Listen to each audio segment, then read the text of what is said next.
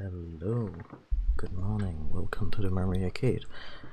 It's not really morning where I live, but I just got up, so yeah.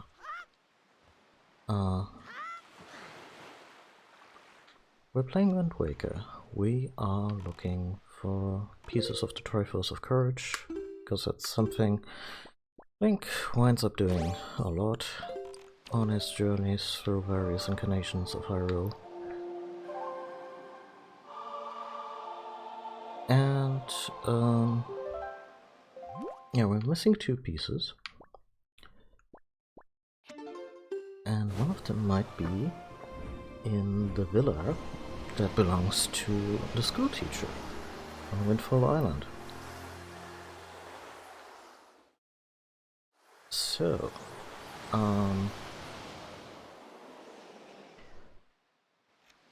yeah, we are gonna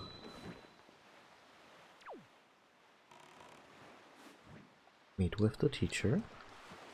I'm not sure if she's open at this hour, but we can fix that.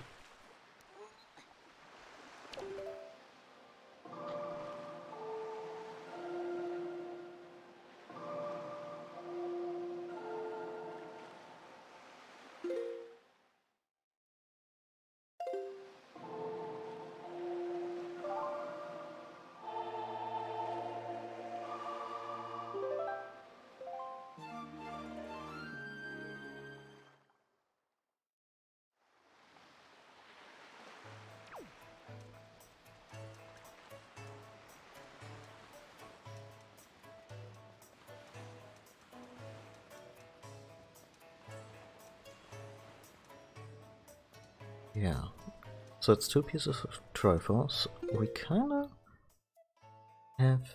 Oh, well, we don't have quite everything, have we? Let's see what we're missing next to the boots. Oh,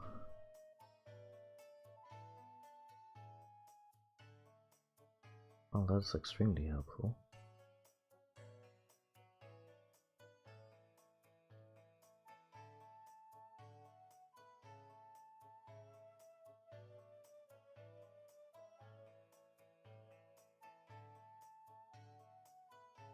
Ah, there's still a...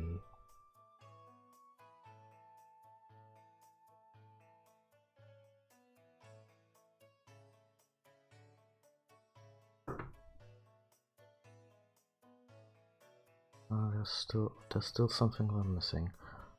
Oh, let me check real quick. The magic armor. Something I'll likely never use, but I'm just curious where we might find it.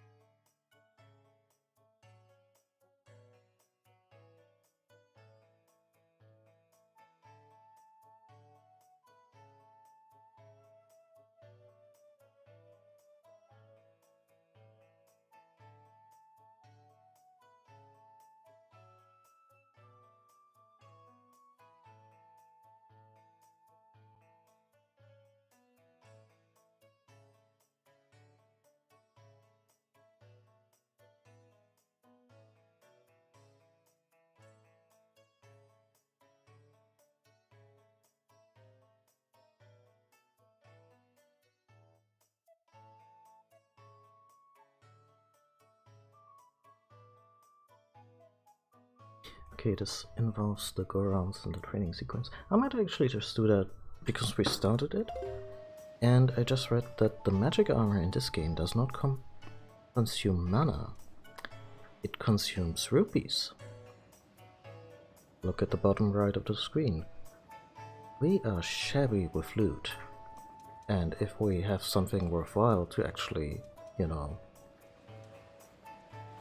spend that crap on.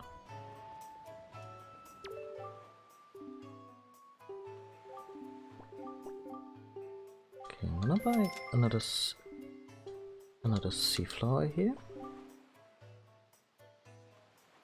Technically we have one, but we never got it from this shop.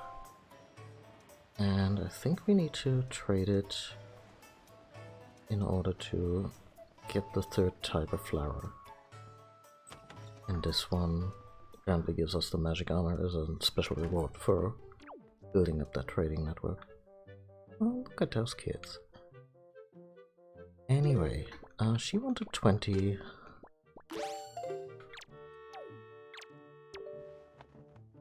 Joy pendants. 30. Why, to think a child like you would pay such a large tribute to me?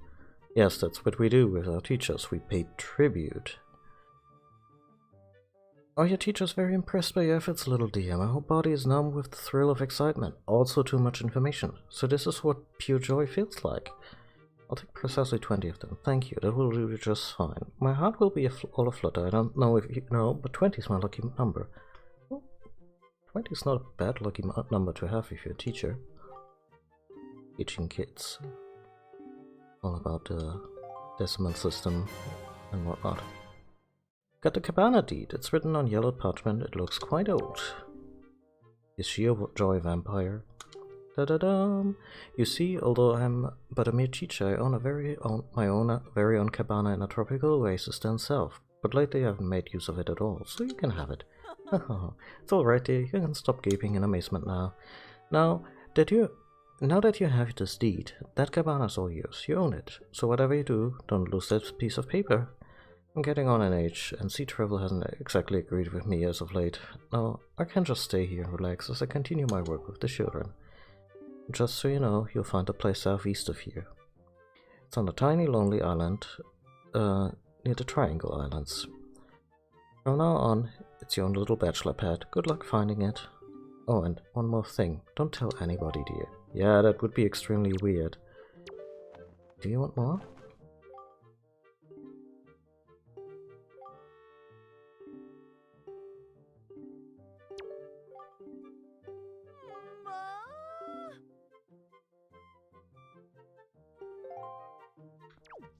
Okay, we just brought those into a vast hole, now slightly more filled with joy. That phrasing also wasn't very good.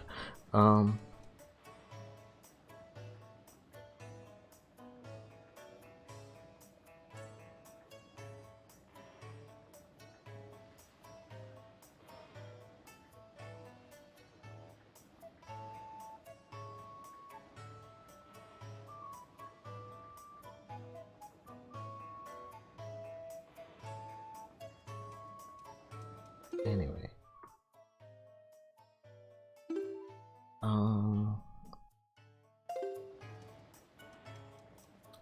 Let's go to one of the... Apparently all the merchants, and there's like 3 of them, all told, so that's what's left of the Goron race apparently. And I'm choosing to believe that all the other Gorons are rolled up into stones at the bottom of this ocean, and they're fine. They're just dreaming of tasty rocks, and one day they'll be back. Because honestly, the idea that the entirety of Hyrule got covered in...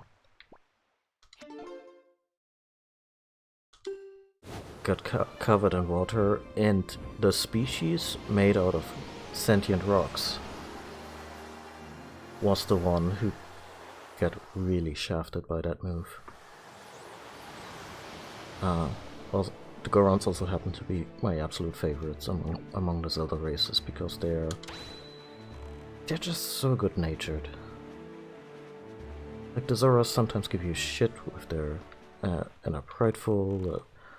The Rito dude in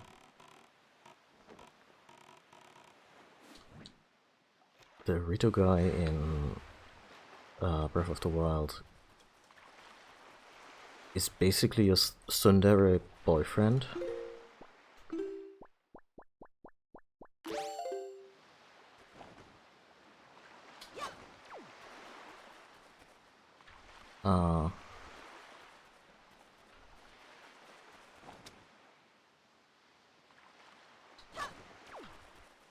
Great Fish Isle is... I'm sure there's more here. Like, I know this... I think they had an idea for an island and didn't really go through with it, so they... Oh yeah, there's definitely something there. I'll get that in a minute. But first... Hello, buddy.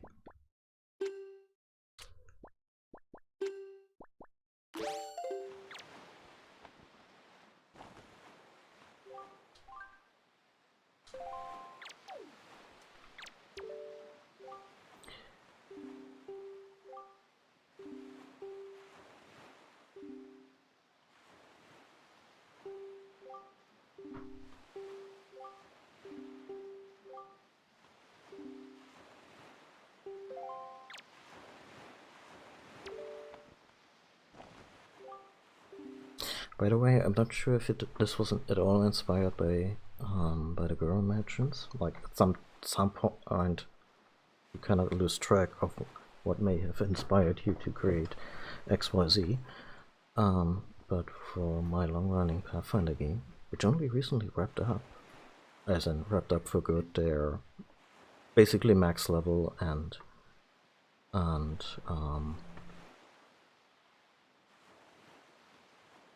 the story is done. Also, I digress.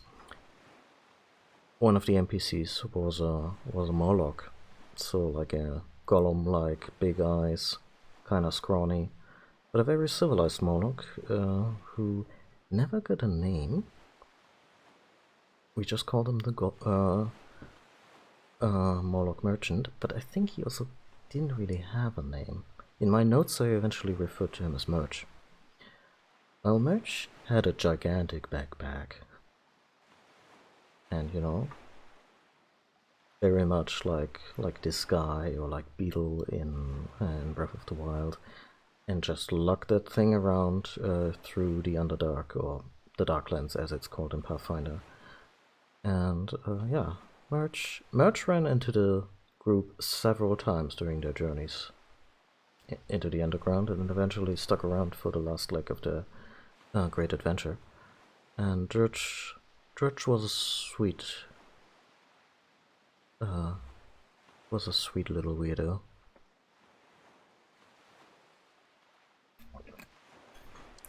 A little bit inspired by a couple of Matthew Mercer's characters from Critical Role, specifically Victor the Black Powder Merchant. Not quite as intense as Victor, but you know, odious and peculiar, because it was Murloc. The grading on a curve, he was very refined Murloc. And we got the exotic flower. Thank you, that's very generous. So we got the exotic flower. This means we have now a merchant oath.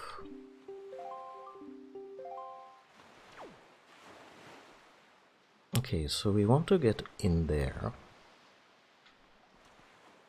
Meaning we have to some way navigate our way.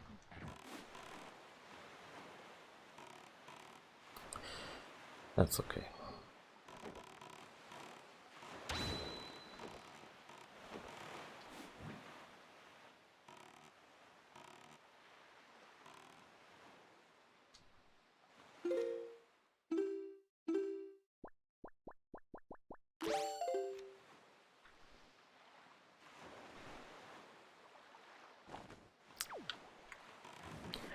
I just had to bite my lower lip, because oh my, how selective are we being right now with regard to what kind of trees you can hook up with, so to speak.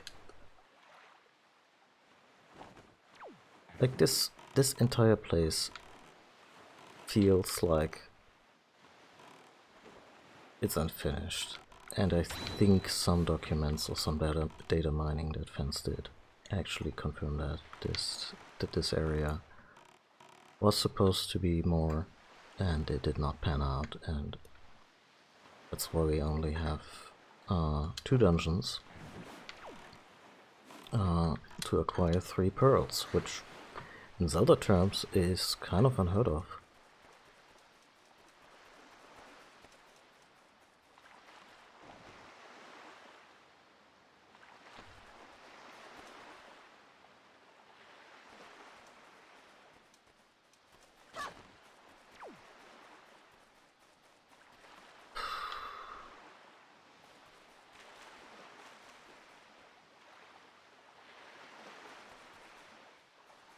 Like, I should just be able to go boop, hook my way up there,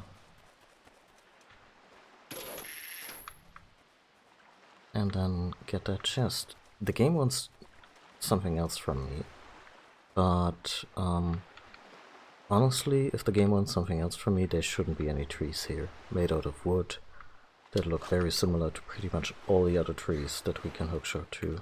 It's just this kind of very specific gatekeepy design that some Zelda games fall victim to.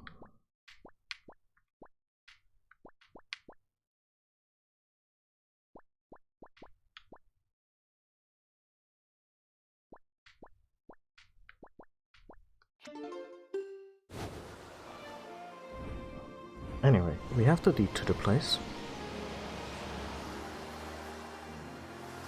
And there's probably a piece of the Triforce there.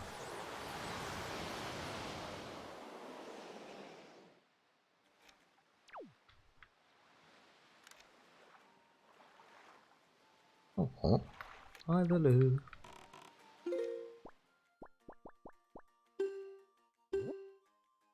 That's Popprint Isle. That's not where we want to go. That's Fire Mountain, Windfall,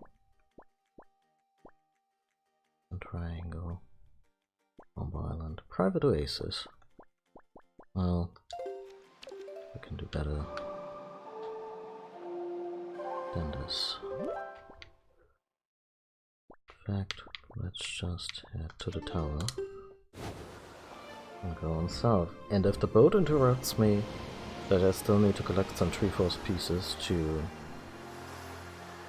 Triforce pieces to get in there, I'm gonna be very cross with the boat. Oh, okay, we landed outside, there's probably not gonna be an interruption. Playing this game with the Swift Sail is just so great.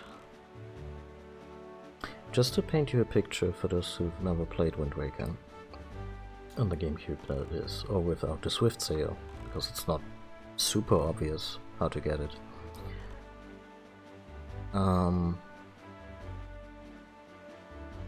Whenever you wanted to sail, you'd have to bring up the Wind Waker, play the little wind song, and change direction of the wind manually. And very often you would be just, well, the wind direction is not optimal, but it's okay-ish. And you would just make do with a somewhat favorable wind, because at some point you just get sick of playing that song all the time. Meaning you're sailing slower because it's not an optimal wind. You're also sailing slower because the regular sail was just slower. So journeys across the ocean in Wind Waker took forever.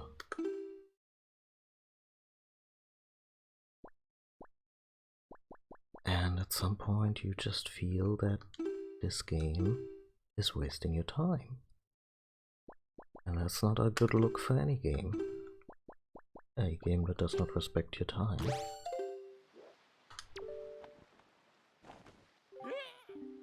Oh, unclean, most foul, and don't lay those country hands. Wait, that's... Why? That's the... Are you the new master? Are you Master Link? Well, I have the Master Sword. I am so pleased to hear that name. Master Link. Please be gentle on this fine door. I'll open and close it very gently.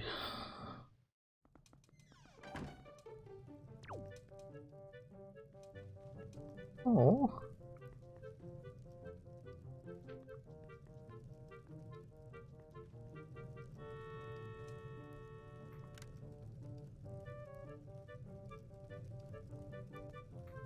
Okay, there's two things to do here. Ah, Master, do you have an interest in the amusement of nobility? I do indeed. Well, in that case, would you care for an explanation of the game? No, thank you. God, it's limited in turns. Oh yeah.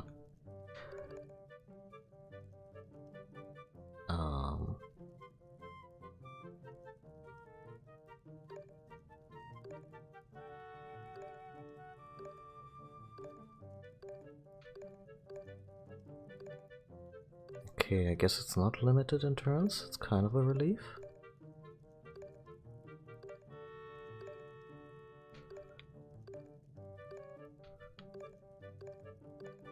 I think it may just show the number of tiles that are in the red spot.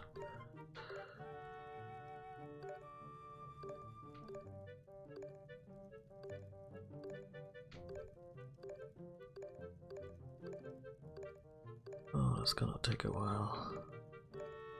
I'm not even sure if I need to do this for the Triforce piece. And if I get stuck on this, I'm not gonna finish it. These can be aggravating to play. I'm sure they're even more aggravating to watch. When did we have one? Like, oh, one of the Dawn Castlevania games.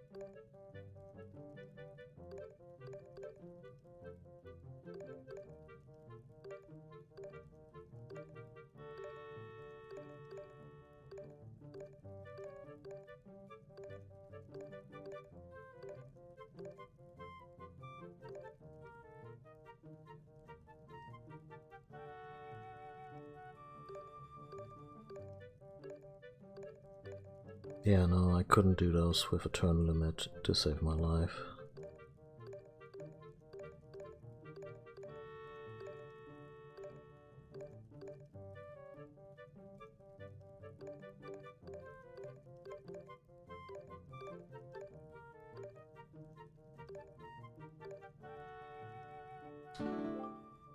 Yeah.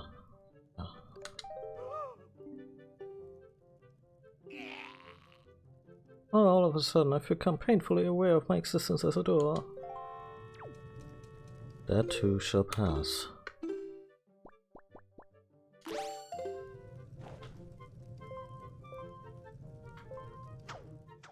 Please be the Triforce.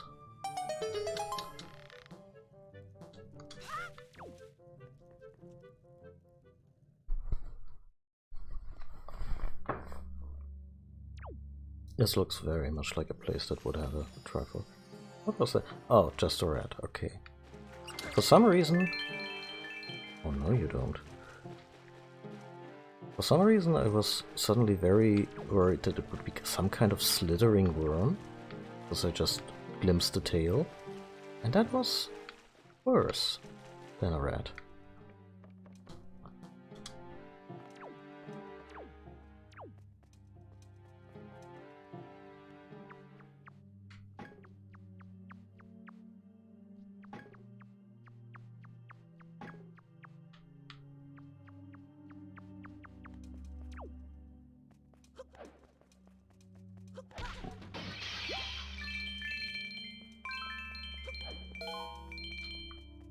Oh, that woman is really just teaching kids at school because it's her passion, huh?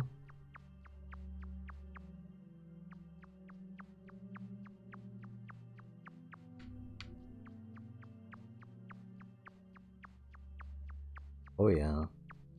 Hey, wasn't Killer Croc the most fun part of Arkham Asylum, huh? Honestly, it felt really good beating Killer Croc up in Arkham Origins. And he was a little less evolved and big. Oh, this is where he came from.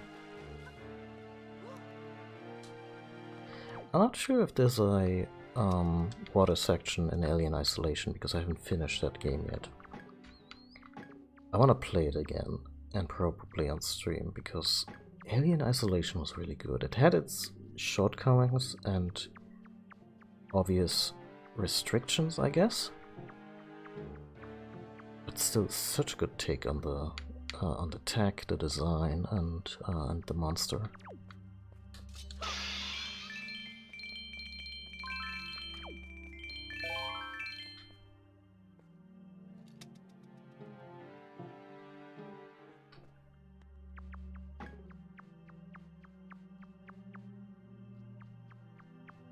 Also, loading ready runs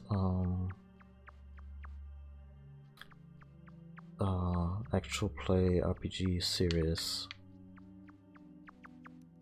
featuring the Alien, the official Alien RPG rules was very, very good, up to the point where they had to put it on hiatus because of the current crisis, which understandable, and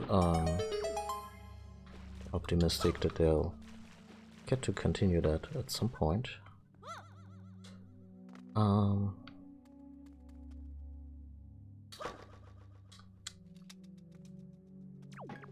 But yeah, just the way the DM described the first appearance of the Thing was just very, very good.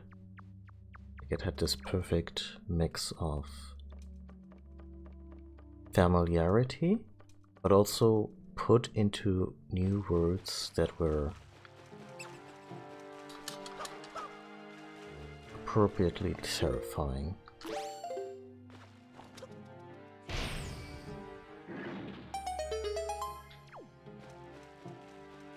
Where he says that it uncoils like a black liquid.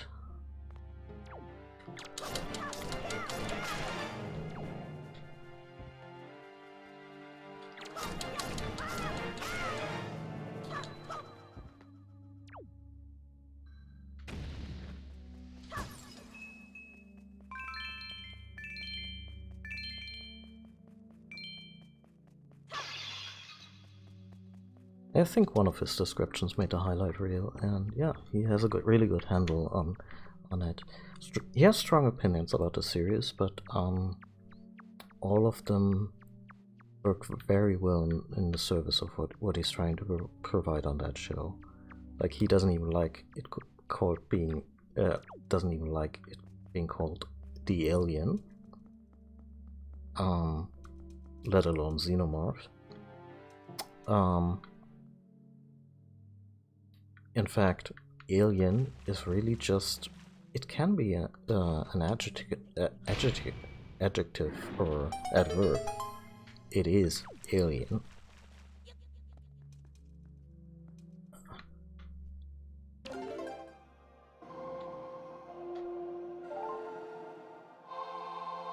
And some of the genius of the first movie is that they really have no frame of reference for that fucking thing.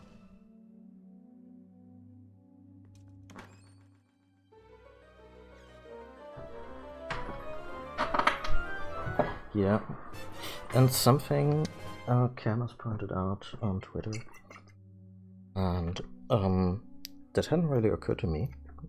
Yeah.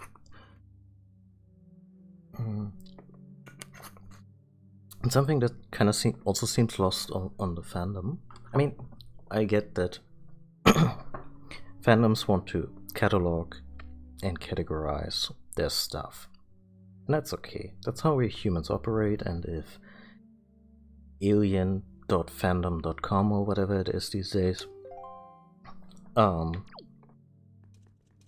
it a xenomorph for categorization, sure. It's fine.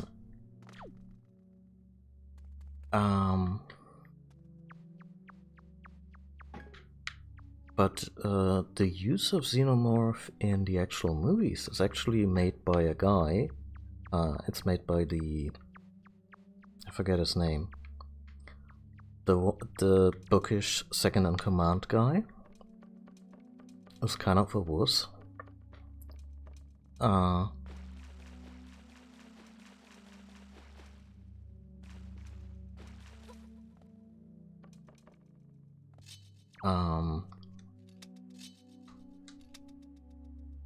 He uses the term xenomorphs, and some of the Marines immediately roll their eyes at the lingo. Because as soldiers, they're probably used to a tendency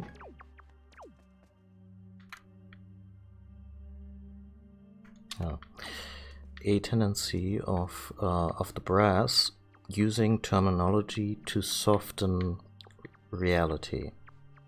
It's something you encounter in military lingo a lot. George Carlin, the late comedian, made an excellent point about it when he described the development of the condition known as shell shock. Like in World War I, when people first developed serious psychological trauma. I mean, people always develop that during war. That's the terrible nature of war. But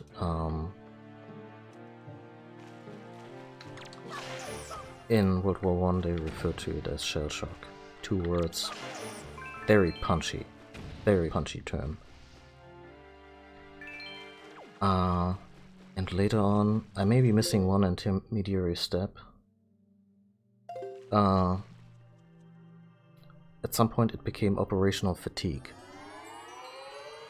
You add more syllables, it becomes less punchy, and also kind of obscures what's going on. Operational fatigue sounds like something you can cure by, having a good laydown and relax for a bit.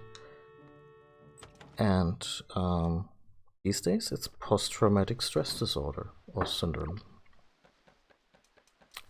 Even more syllables. Well, I'm not railing against psychological terminology. It's useful in helping people, but the term shell shock packs a certain brutality that is more in line with what these people actually experienced. and is useful with regard to evoking empathy and demanding care.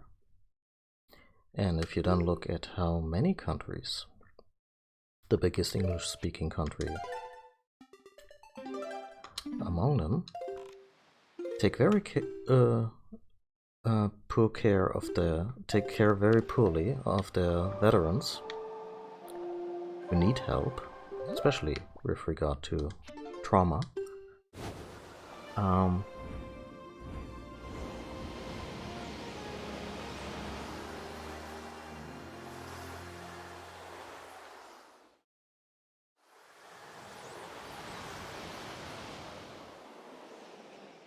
Yeah, I mean, I suppose shell shock these days would probably be used when talking about someone who developed trauma in conjunction with bombing, exploding, shelling. But yeah, that's what they called it back in the olden days for those folks who weren't quite there anymore, who had the 1,000-yard stare, or the shakes, or the random breakdowns. And by the way, we can completely change the subject if anyone's uncomfortable discussing this right now. I'm trying very explicitly to keep things light these days around the stream, both in terms of the games we play and the discussions we have. Oh,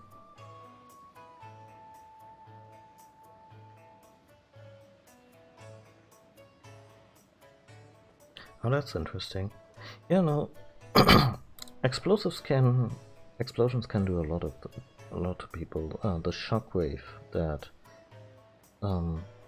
is emitted by, say, a standard grenade can be substantial even at a distance. That's something action movies never consider. That people are staying so close to explosions, they should probably A, be deaf, B, suffer internal bleeding from the blast wave.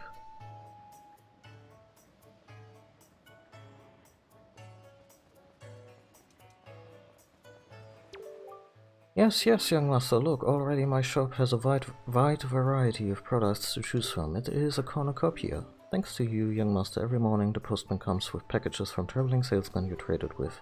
At last my humble stall has the appearance of a full-fledged store. Well, you have 3 things, but okay. My dear, your unflagging dedication strengthened my determination. Oh god, he talks a lot. To live my life for the success of my business. Master, you are the savior of my stall. I must thank you from the very bottom of my heart. It is my most prized possession, next to my hoodie coat, of course. It is none other than the Tsunari family treasure. Please accept it. Got a magic armor. Use your rupees to create a barrier around you that protects you from enemy attacks. You won't expend rupees unless you take damage from an enemy or other hazard. So this used to cost magic.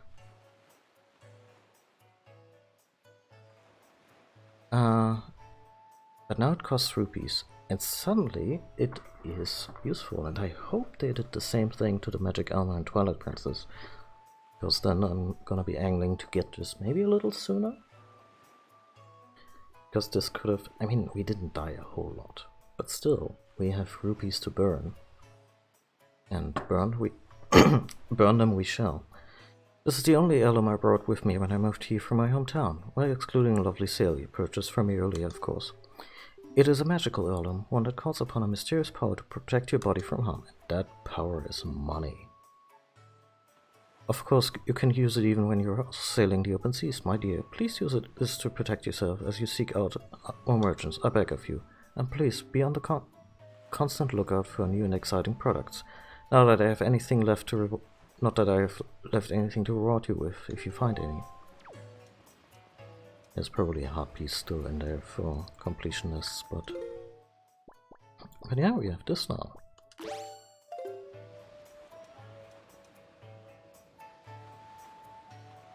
Maybe they changed it, but yeah.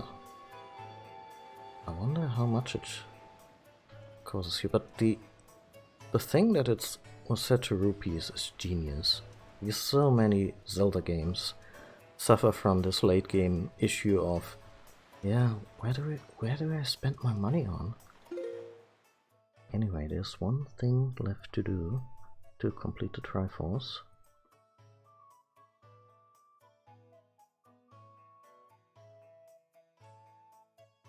And that's finding the ghost ship.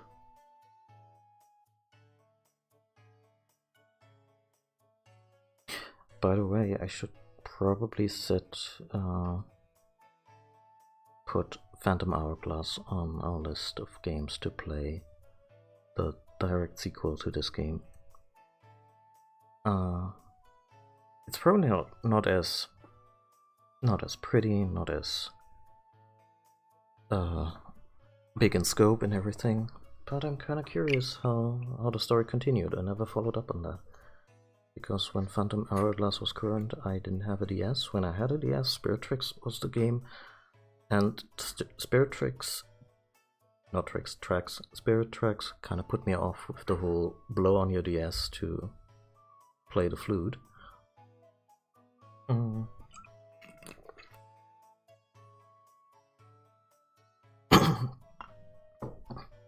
Yeah, maybe it used to occupy the Swift Sale spot in the auction.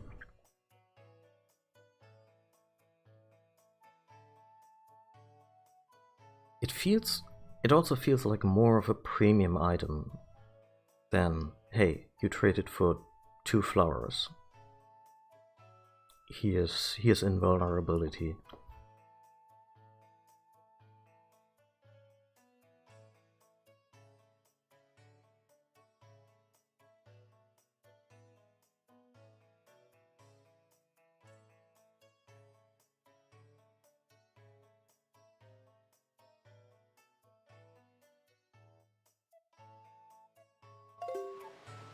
Yeah, that's fair. I think I'm gonna research Phantom Hourglass, how it plays, and like if sailing is as breezy excuse me, my voice is failing me a little bit here. If sailing is as breezy, or at least similarly so, as in Wind Waker HD, I'm absolutely up for it. If it's not, I might research fan patches and the like, because I can't go back. I can't go back to vanilla Wind Waker sailing, it's too tedious.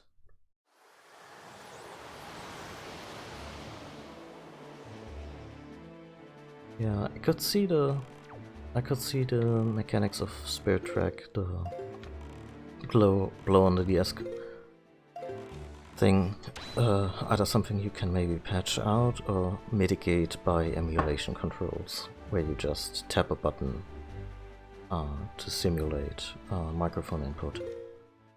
Apparently that works for a lot of games.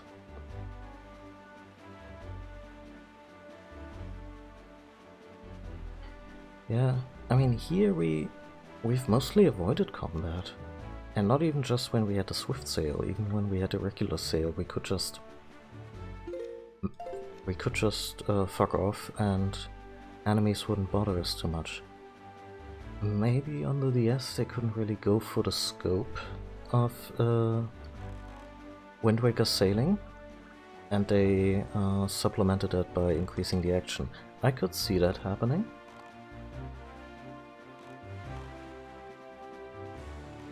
Without approving or without condoning or condemning, as Dr. Manhattan says in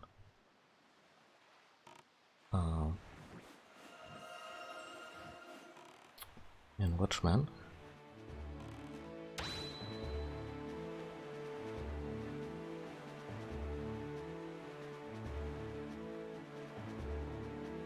Oh.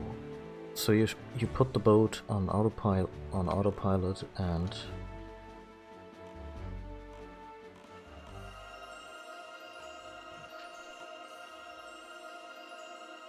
and then you're supposed to basically create your own rail shooter route.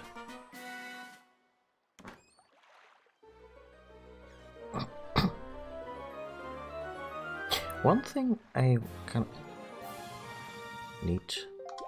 One thing I'm curious about is if there is, if the King of Red Lions is in Phantom Hourglass, because I think he kinda just passes away, or you know, goes away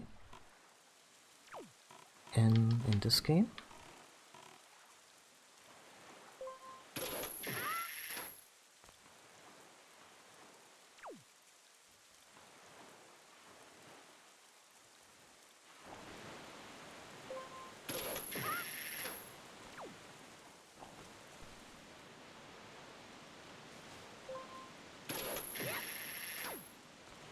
Yeah, limited edition consoles is something I think I really wanted the Wind Waker Wiimote. No, not the Wind Waker, the Skyward Sword Wiimote. Even though I ended up not liking Skyward Sword, but you know, it was a golden Wiimotion Plus. What's one of these again?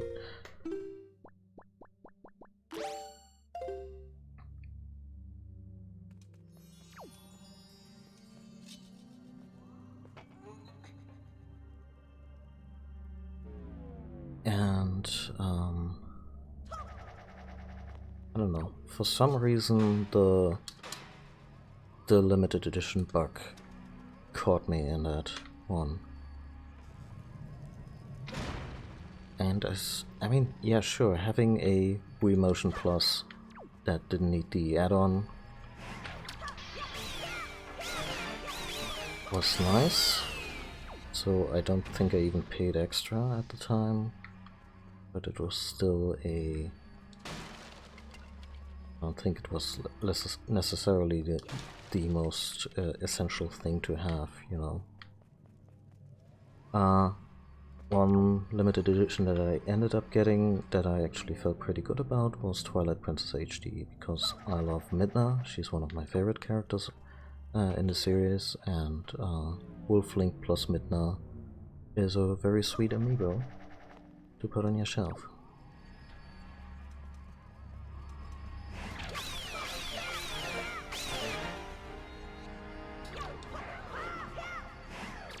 Incidentally, it also wound up to be one of the amiibos that actually provided something extra and special in Breath of the Wild.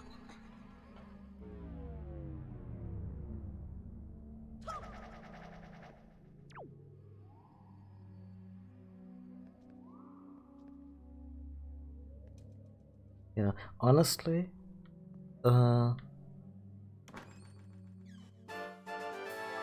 that's not the worst dynamic there.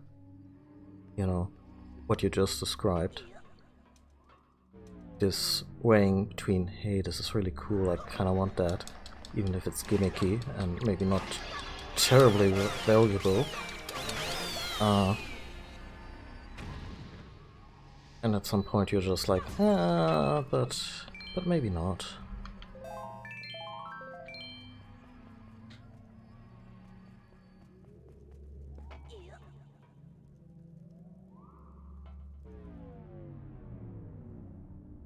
Yeah. Oh, speaking of limited editions, one that I did have, but this one was really good value at the time. The silver GameCube that came with Wind Waker, and I need to start paying attention to this puzzle, because I have a fondness for the silver purple OG GameCube. Not the silver but the silver one was actually okay. Those two do nothing for us, but the silver one was actually a little nicer, and also came with a silver GameCube controller and all that. was neat, and it came with Wind Waker, which I was planning on getting anyway.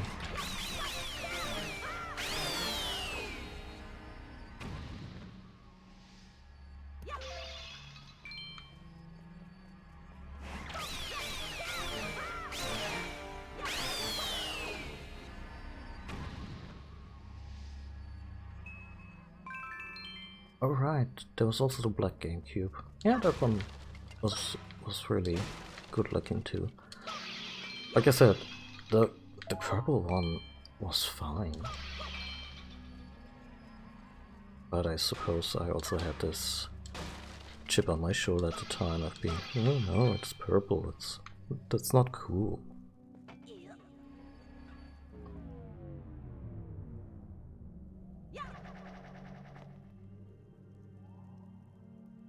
Oh yeah, that disc. I had considered this disc for emulation because N64 emulation is still a mess, charitably speaking. You know, if you want accurate and sound that doesn't click or anything.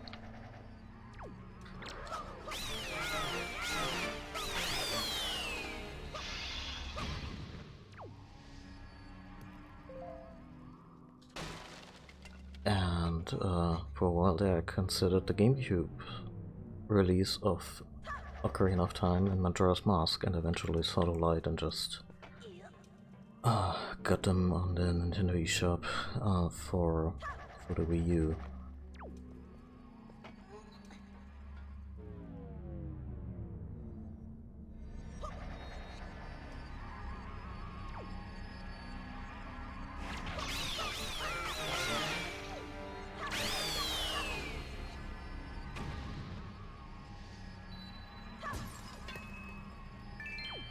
Yeah, although I'm not sure the bow shooting in the Gerudo Desert is mandatory. It's one of the things that nets you a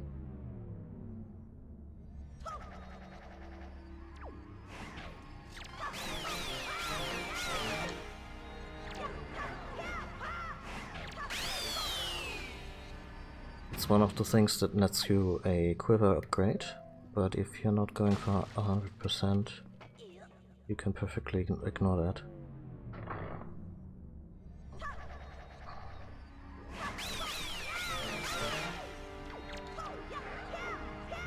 I swear War Masters do not take damage in accordance with your sword. I think they always take the same amount of damage.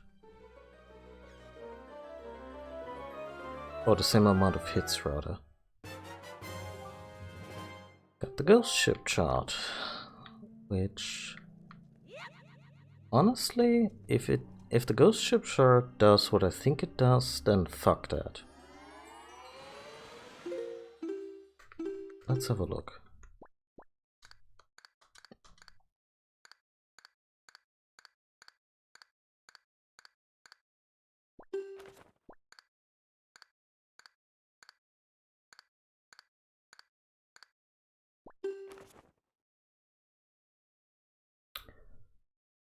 Yeah, fuck that. All over the place were fishes who would tell us, if you come here at this or that moon phase, you're gonna have a bad time. And I was about to look that up, and if I didn't have the internet, I would have written it down. This thing, which according to the wiki is necessary to get to the ghost ship. Maybe it's just necessary to have all the information in one place, which is nice, I guess. But I would hope that the ship also appears without you having the chart and just having collected the information, like in the olden days, because, come on, let's reward the player being diligent about this. Okay, what night do we have? It could actually be right here. Oh, wait, no, it's actually glowing. in accordance to the moon phase. So it's at the destroyed island.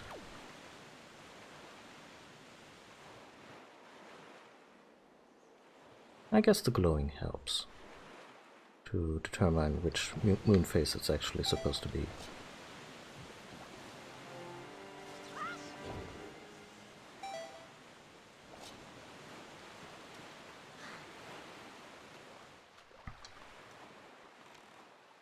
I probably shouldn't look up if you actually need to chart for the ghost ship to appear. Because if the answer is yes, it might just upset me a little bit.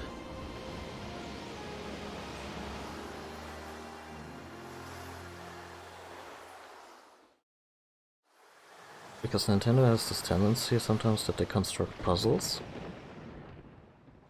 that you can only resolve if you found all the hints how to solve the puzzles. If you were clever enough to figure it out with the first couple of hints or some contextual stuff, or by happenstance, sometimes the quest triggers will be set up in such a way that you still can't complete it.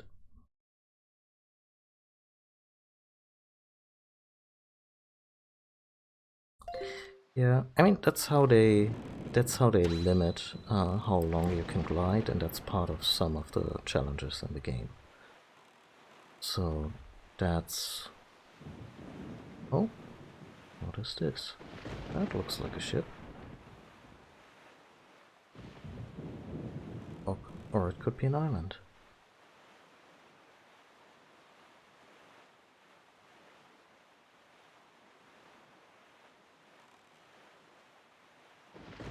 I think it's just an island. Or is it a ship? It's an island.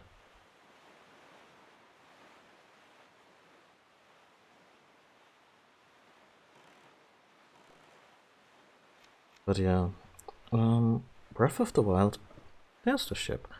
Breath of the Wild essentially has the same item, and you can use it unlimited, in an unlimited amount of time.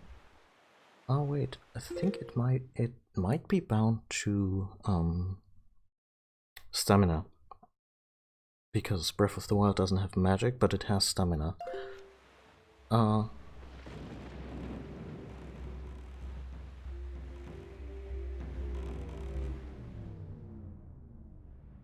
Okay. That just happened.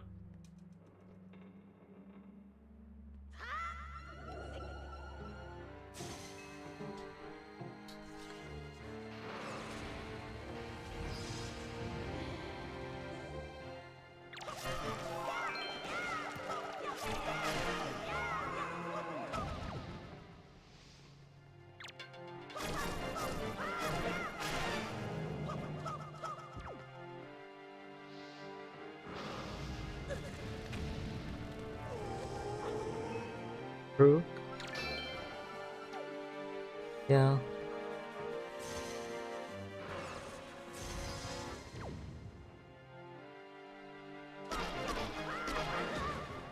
Actually, while we're at this,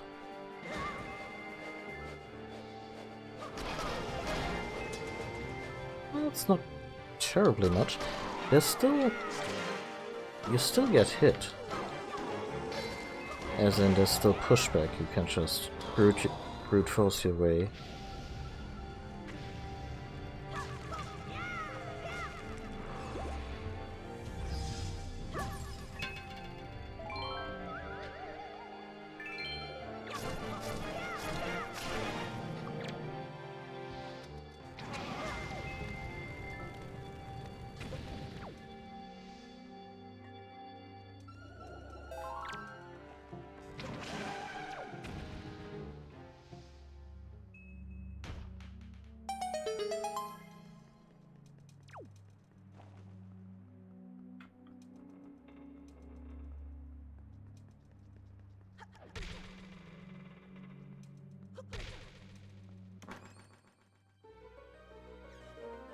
The stamina meter in Skyward Sword was really miserable.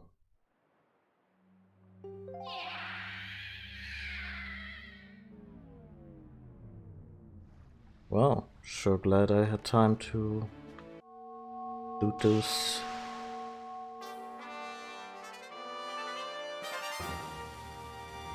jars.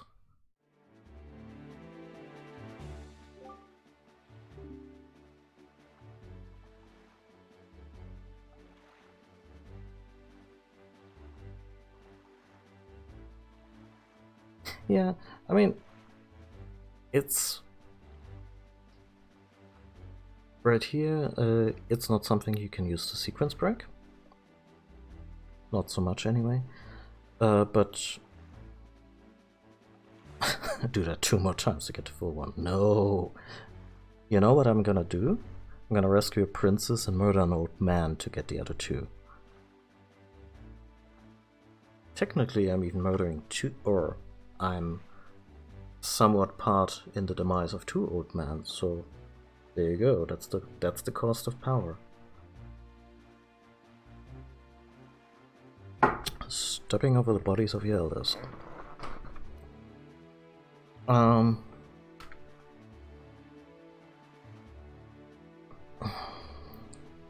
Well done, Link. With the shards you have collected, if I may be permitted a really dark joke here for a minute, and also a topical, it's just not the way to power, it's also the way to save the economy. That's all. Well done, Link. With the shards you have collected, the Triforce of Courage is now complete at last. We must make for Hyrule quickly. Yeah, actually, yeah. We have the Triforce. We have all the items, we have all the container upgrades. Or ammunition upgrades, that is. I'm not really interested in getting all the heart pieces. Or all the treasure chests. So let's take one more turn without teleportation.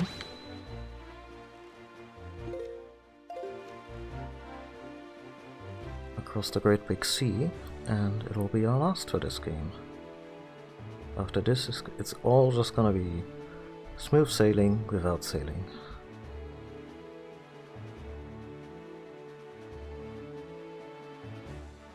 Also, I should probably save.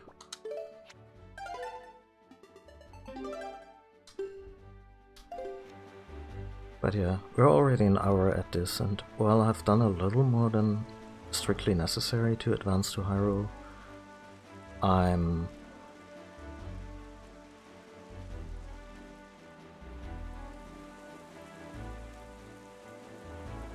Oh yeah, no. I allowed myself to gloat about that for just a minute, and then karma kicked in and I learned about Till Lindemann, frontman of Rammstein, being in the ICU.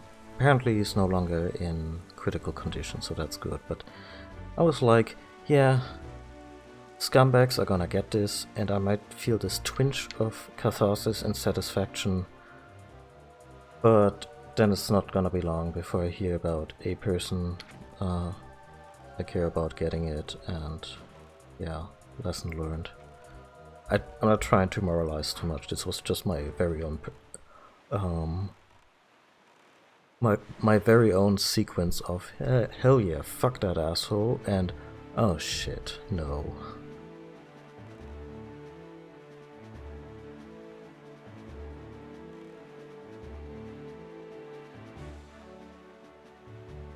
Plus, I think even without saying the name, we all know who has to get it for us to feel a little bit better about all of this.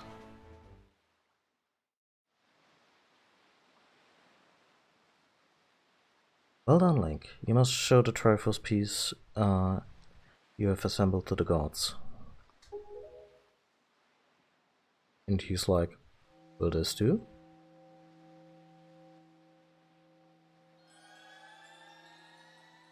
So small. Also, shouldn't it be fusing? There you go. Wow, he's actually shocked about this. Oh, what is this? there in your hand, the Triforce piece now dwells within you.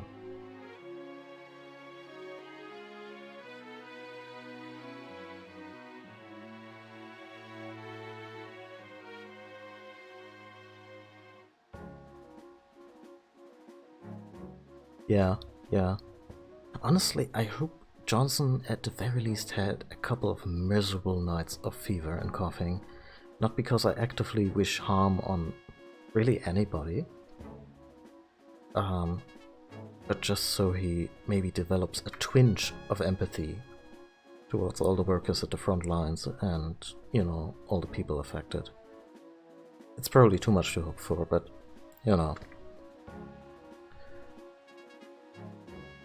Hope springs eternal. Anyway, Link just got his Triforce tattoo. What is this? There in your hand, the Triforce piece that dwells within you. It is the Triforce of Courage, proof that you are indeed the true hero. You've controlled the wind and crossed the seas, and here, near the end of your quest, the power of the gods has been bestowed upon you.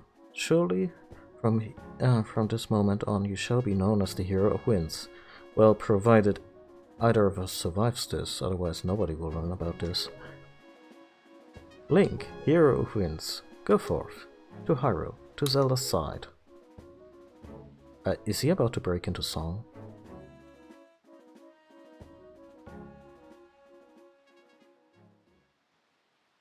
Oh, no, not Grandma. We have a bottle of Grandma's soup, and I'm gonna be standing in that final fight against Ganon. I'm gonna laugh at his face and chug that soup. That's gonna be alright. Hero of Winds, big fans of beans, I take it. Ooh. Who did this? God, he's such a petty asshole. Also,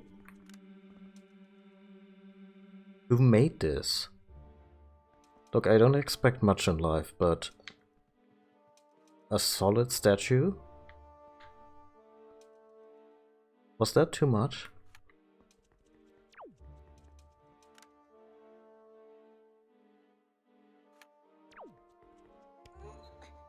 At this point, I don't even blame Ganon, I blame the craftsman.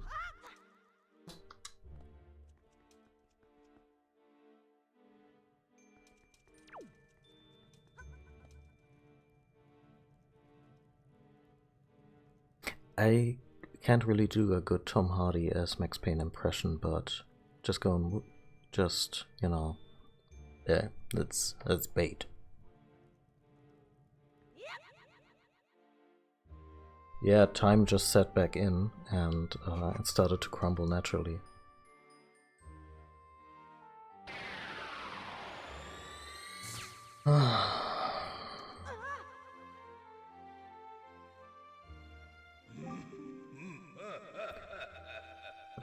You have deceived yourself. Did you think you'd be safe inside the castle? Foolish. Now that my power has been restored, there is no safe haven for you. I have taken your precious Zelda, and here you shall fall into eternal slumber. Doesn't he just mean death? I mean... Okay. You know they mean business, they have capes.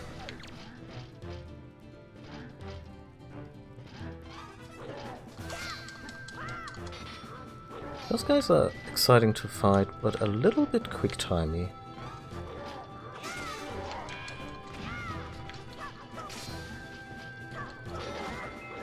And I wish...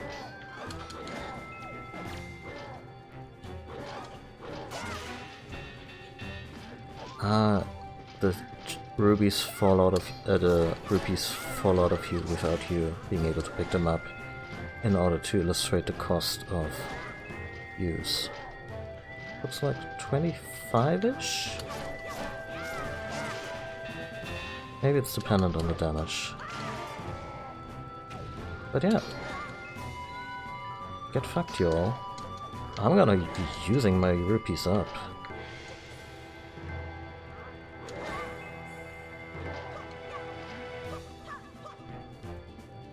Oh, I wasn't properly locked on.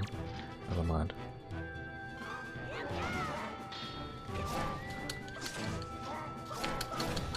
Oh, the cape protects them from losing their armor due to me cutting the straps for one hit. That's actually neat gameplay.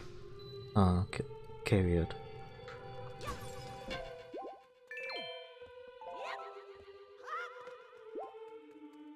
₹80. Well, can't take it with you. So Link, you collected all these rupees. I'm sure those will be most useful in our quest to find a new country and build a new home. Yeah, about that. Can we sell those fairies I saved?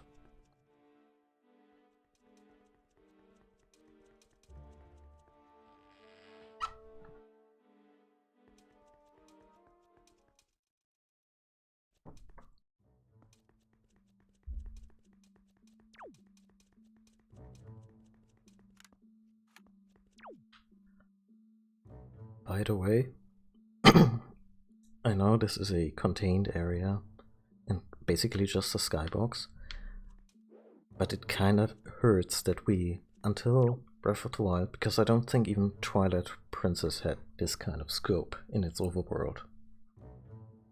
But yeah, it kind of hurts that it took a long time for us to get a Hyrule that actually looked like this.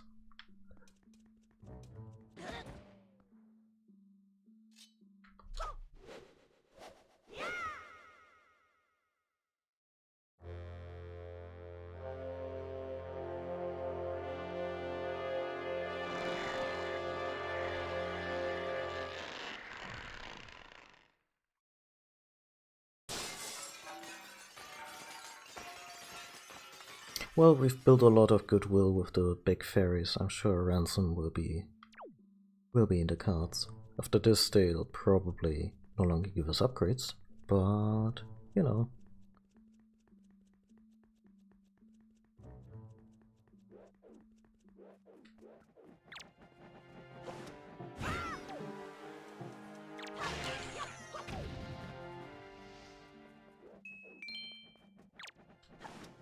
I haven't really played Twilight Princess HD to completion. I think I played it on the GameCube 1 or 2 times. I played the Wii version to completion. And Twilight Princess HD, I think I may have maybe gotten past the first couple of dungeons. So I'm curious how what used to be my favorite Zelda stacks up against Breath of the Wild at the end of the day.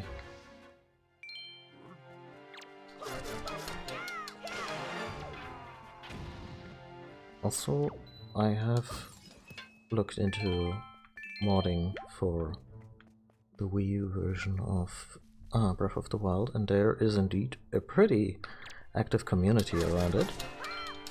And yes, there is a mod that makes champion weapons, the Hylian shield, the Master Sword if you want. Like there's options, and Amiibo exclusive weapons, which I didn't even know were a thing, but apparently you can get the Majora's Mask. One of the Majora's Mask amiibos gets you the Fury Sword, stuff like that, and mods can make all these items permanent and indestructible, which, you know, I think I might just try to add to my ongoing Breath of the Wild playthrough.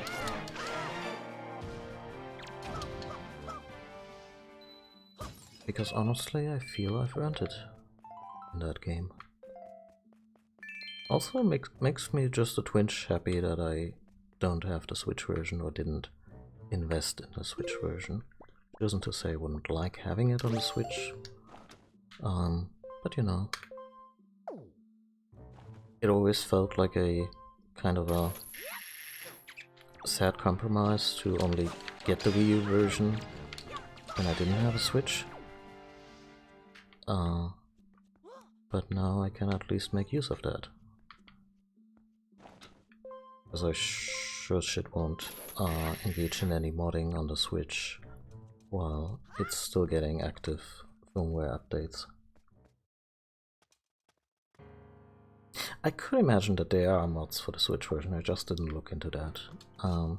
It's also current console, and modding always has this sheen of, you know, piracy, affiliation, or adjacence to it, which is something I try to steer clear of discussing. Like, yeah, I'm very much pro modding, pro open firmware, pro emulation. I think all these things are tremendously important to actually have net positive effects on the medium. But yeah, right now the Switch is Nintendo's bread and butter, and such. I don't want to have a "don't tempt me, Frodo" moment when it comes to modding the Switch. Yeah, blacklisting can be an option, breaking can be an option, and the thing about the Wii U is it's no longer a current console. There are no firmware updates coming anymore, as far as I know. And it's a fairly relatively safe proposition. Relatively, like, nobody watching this should take my word for this, but investigate to their best of knowledge and ability. And I'm certainly not gonna be providing any links and such. That's just me doing the disclaimer thing. Yeah, we are in Ganon's tower, and yeah, he's basically up to his old shit.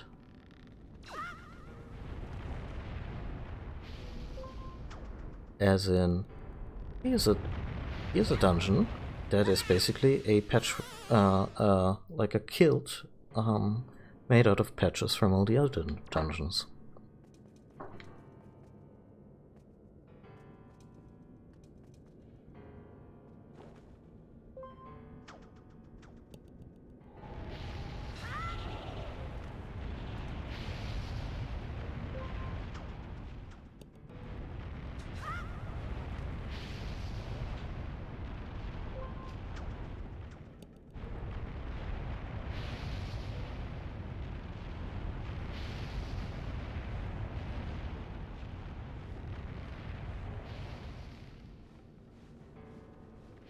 Oh yeah, that's the other thing. I'm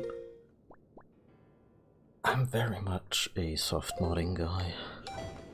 If I can't do it in software, and maybe even non-permanent,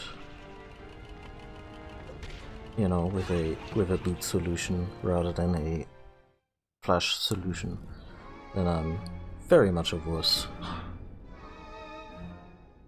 What? Oh. Suddenly we're fighting that boss again. Okay, I can do it. Oh, come on. Why have a boss rush when you can't just go ham with all the stuff you didn't have previously? But sure.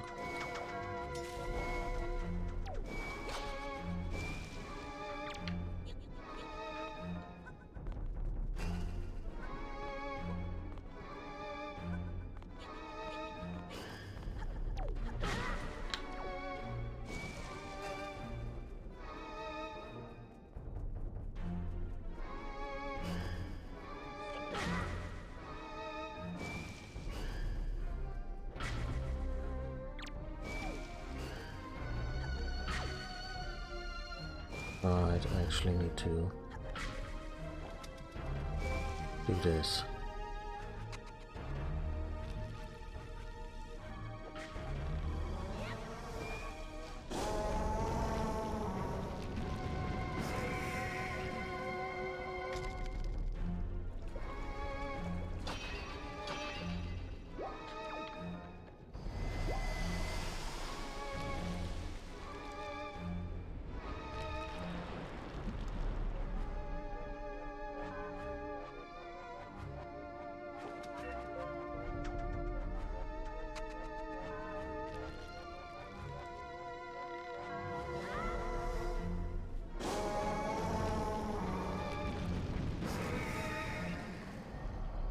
Yeah, I mean, it's certainly a good justification to involve the dragon that inadvertently helps us again.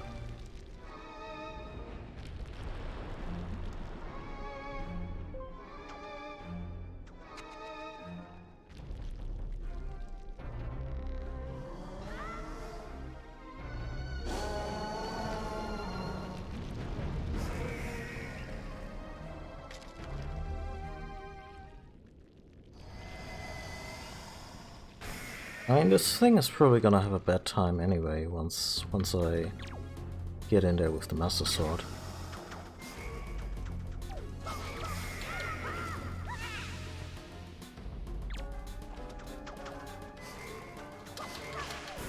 Yeah, there we go.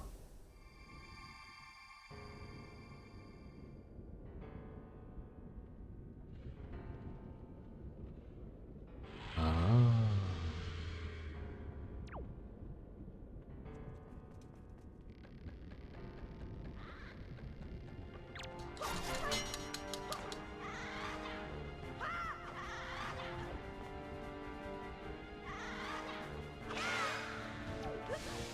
Link, I'm so proud of you.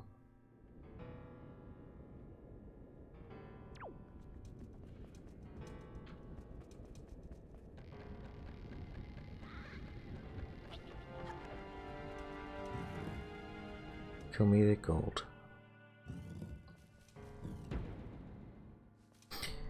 But yeah, blink or you'll miss it. This game only has 4 proper dungeons. Which I honestly still think is a weak point. The sea being very formulaic in its construction and how it provides challenges, like repeatedly the same challenges, is more of a point of contention for me. Could you please do the thing? Oh wow. Please stay.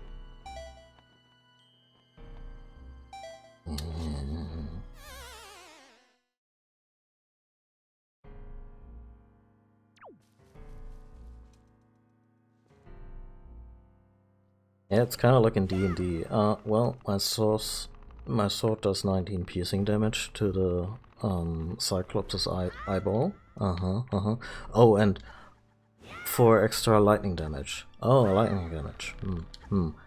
Well, yeah, it's screaming and bleeding.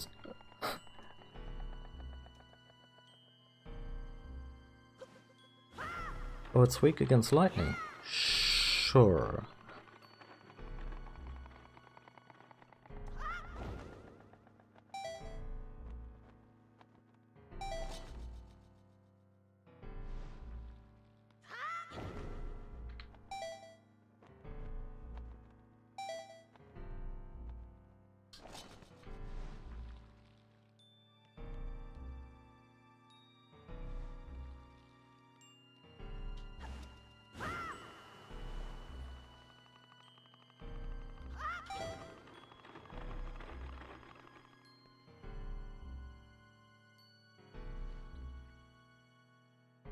That's actually a good puzzle.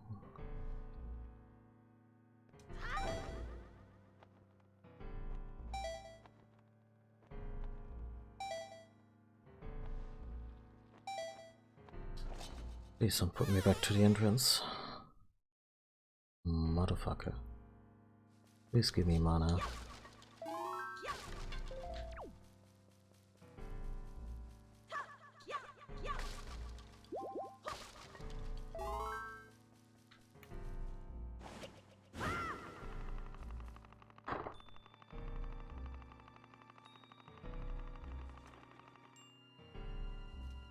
Yeah, they made it very explicit where Link would land if you let go. I didn't mind just navigating by shadow, but it's good that it's there. Not gonna complain about that.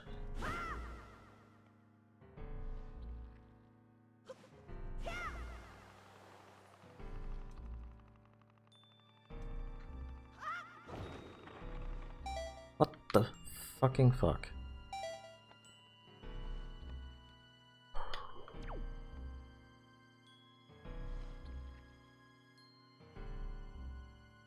Don't get fresh with me in the geometry now.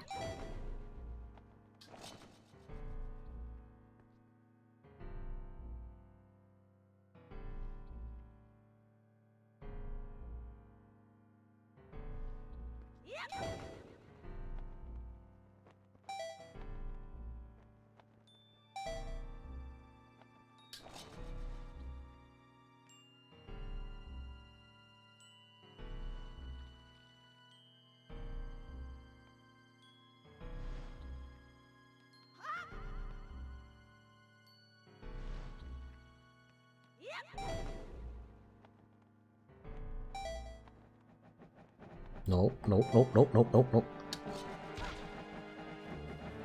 God, it just died a little inside.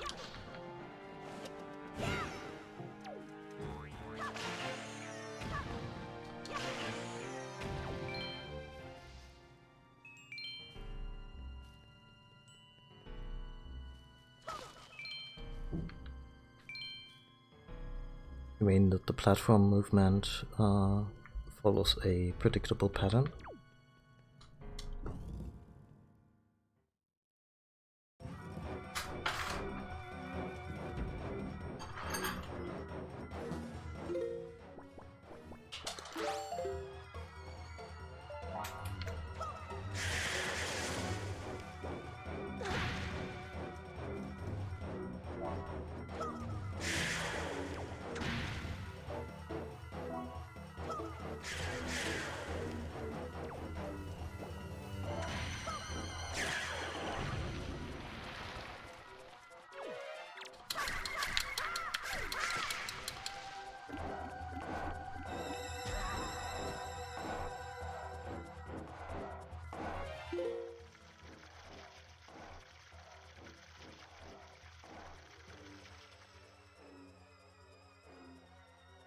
Oh yeah, no, I've encountered that too.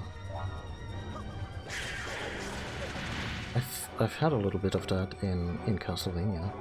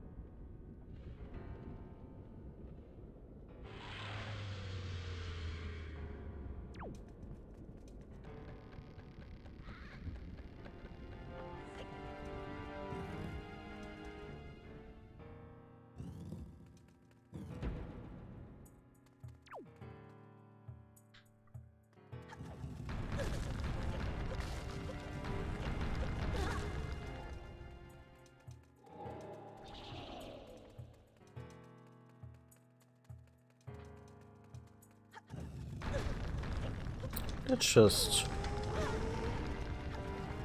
engage in some friendly...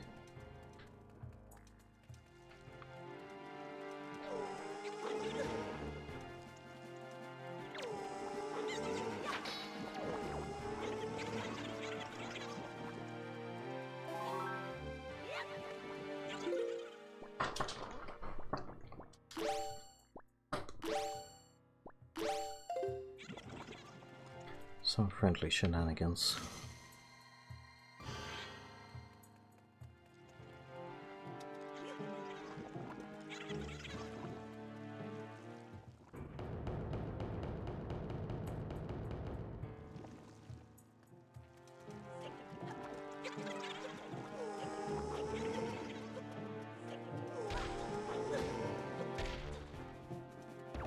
Son of a bitch. That was close and unnecessarily close.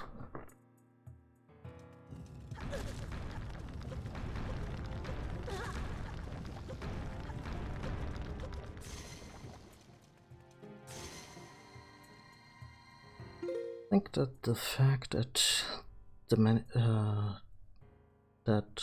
many people's complaints about Wind Waker don't bother me, so the amount of dungeons should have clued me in earlier that Zelda games are not for me. I mean, it's possible. I guess.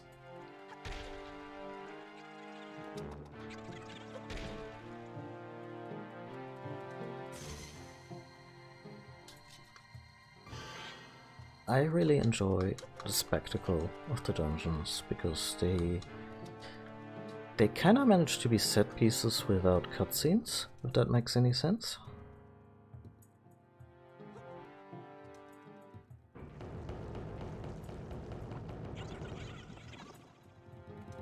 Like, you have a lot of little brain teasers, and fuck that.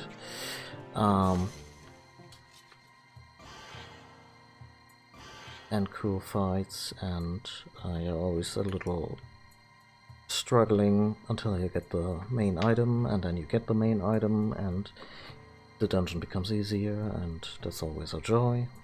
It's just, there's a certain rhythm to these things, and I enjoy them a lot. But it's not for everybody.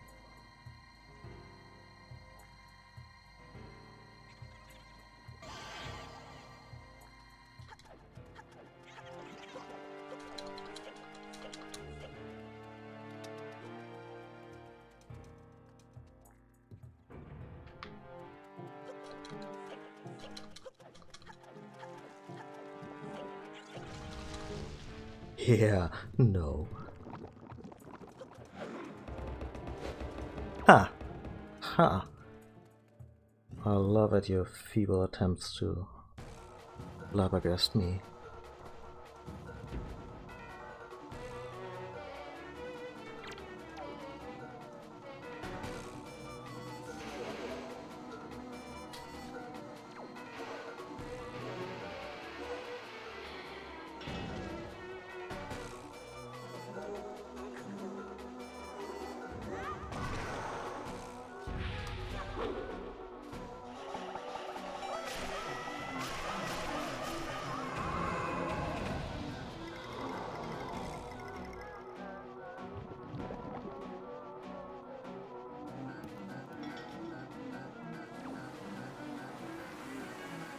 Yeah. Did you play Breath of the Wild, by the way? Because it sounds like it could be very much up your alley.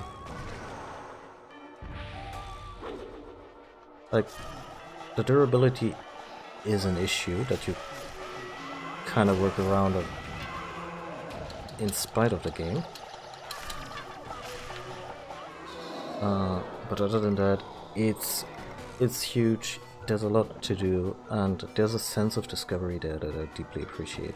It has this Skyrim-esque,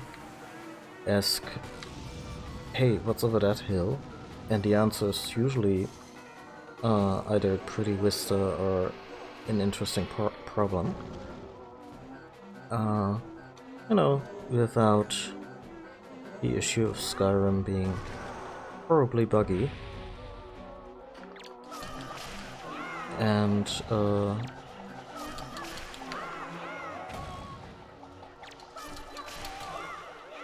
musical score wasn't made by someone who has been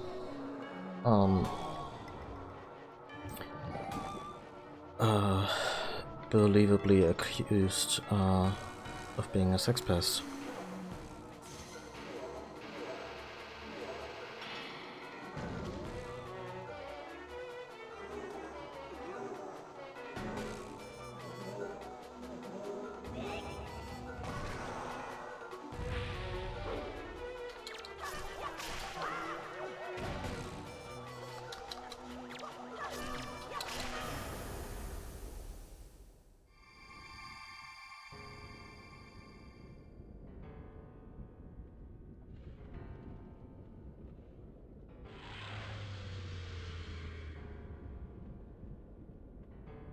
Yeah, I would like Zelda to be playable in that game, either exclusively or in tandem with Link. Because honestly, that particular Zelda, like that version of Zelda in particular, just really deserves it, because she's the one who actually has a character arc in Breath of the Wild. Because Link is just his mute, dopey self as usual, and that's okay. But you know,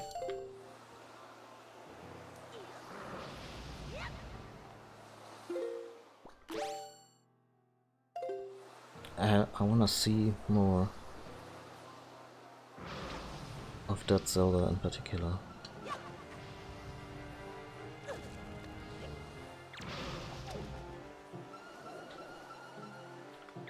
Oh, hi.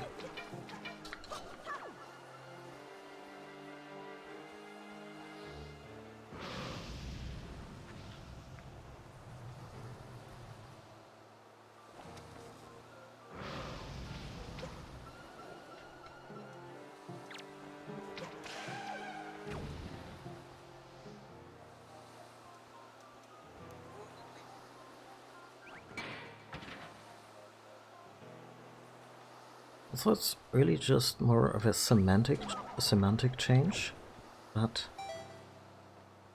Breath of the Wild Zelda are some mild story spoilers okay for Breath of the Wild?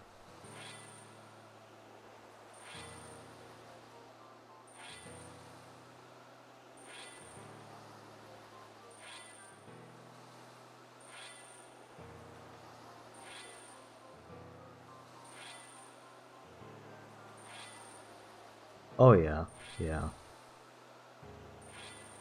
Her dad is an asshole in that one.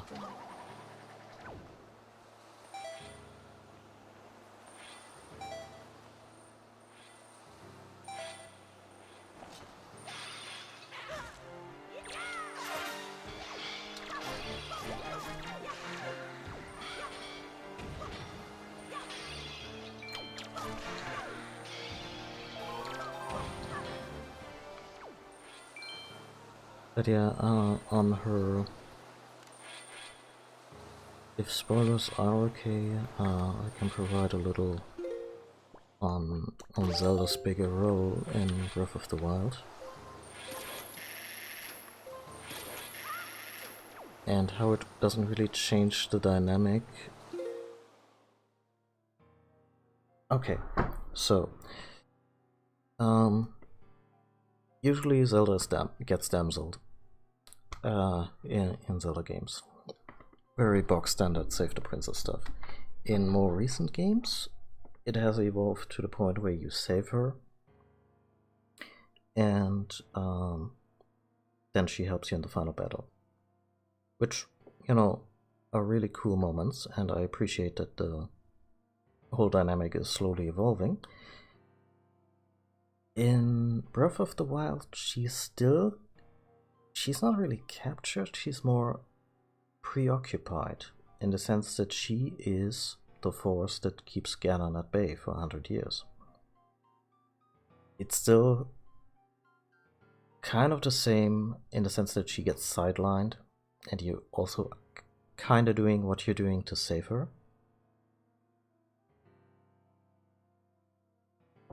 But it's less of a, oh, this poor defenseless woman in the clutches of the evil Dark Lord, but more like, yeah, no, she is the glue that has held everything together for 100 years, so that your ass could regenerate in a magic tub, so that you could come in and provide the reinforcements that she needs. And like I said, it only nominally changes the dynamic, you know, of Zelda being not strong enough herself and needing Link to come to her aid. But she's no longer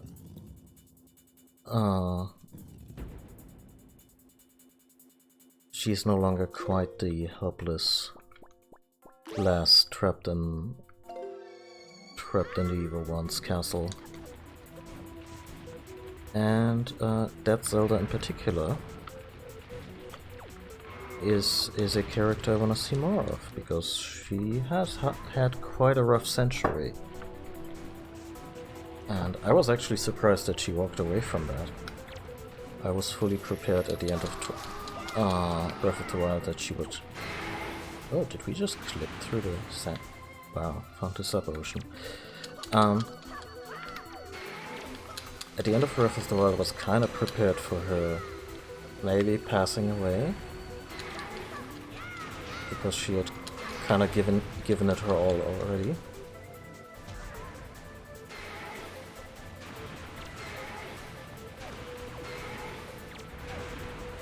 Yeah, I mean, the story reason is that Link was mortally wounded, and only this very protracted regeneration period could help him recover from that.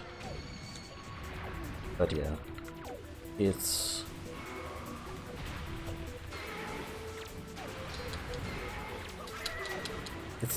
still not the pinnacle of storytelling.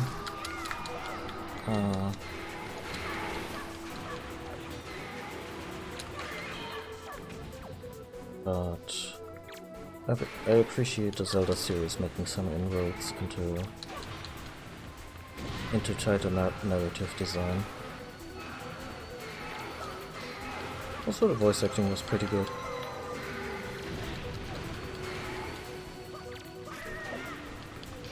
Yeah, didn't happen at all during my first go at the boss, but yeah, but I think I've seen it before.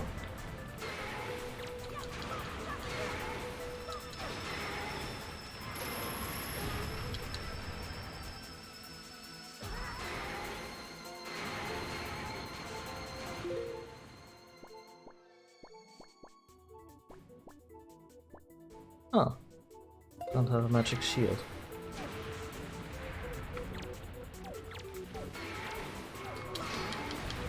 Okay, so this is actually kind of neat design, that the little worms basically throw off your targeting. Also, I appreciate that the fairy didn't heal me for everything in just 10 hearts. It does make a difference. I don't like it when the fairies are basically full regenerations that fire automatically. It's a little OP.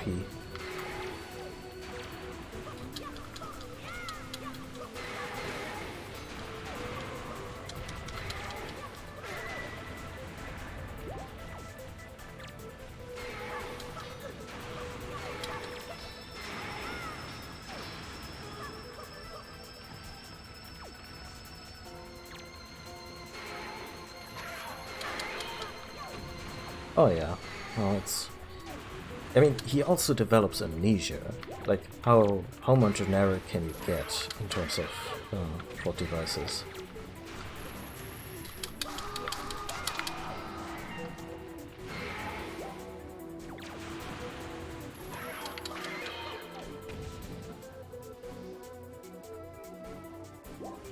Like, there's so many narratives built around amnesia, which I assume is still a fairly rare phenomenon.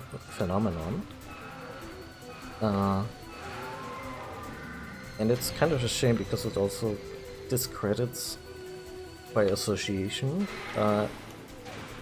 every story that actually does something good with it. Like, my partner has been playing Disco Elysium, and the entire premise of that game is you have no idea who the hell you are.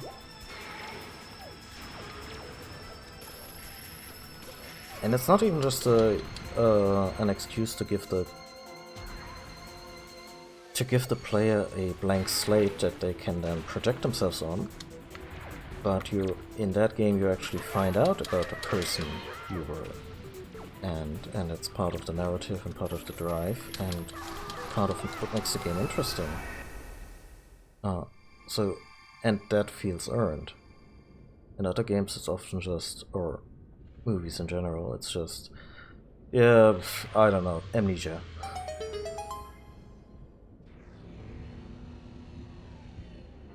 Yeah, and then you build a new psyche.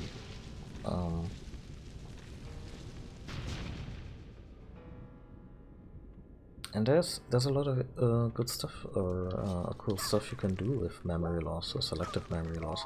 Silent Hill 2 is entirely built around the fact that the main character is completely blanked on his atrocious actions. Hi friends, once more into the breach.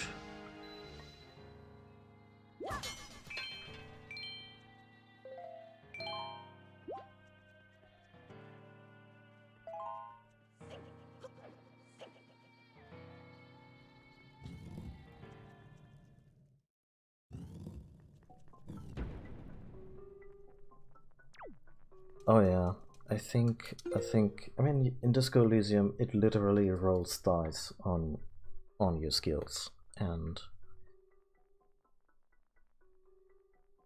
unless you save scum all the time, you really need to relax that, because I could already like I was just following when playing the game, and I could already see myself tense up whenever there was like an 80% chance to accomplish something, and it still failed.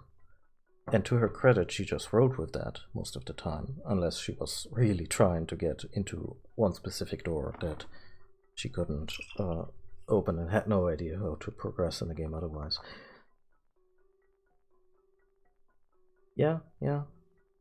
Same with me, like I said. I've been trying to be less perfectionist about picking up all the rupees, because I don't need all the rupees.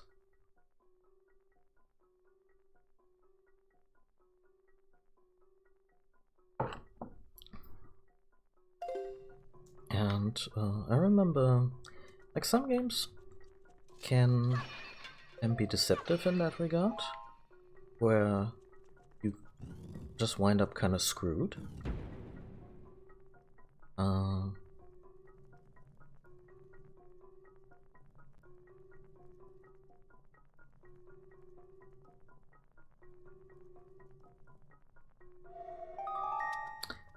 Like, I remember playing the original Max Payne, and I had a lot of and it was a fun game to play, and you kind of had to use the slow-mo to shoot enemies in certain order so they wouldn't get the drop on you, kind of like Super Hot basically codified it into the main experience, not just shooting and looking good while doing so, but also being strategic about it.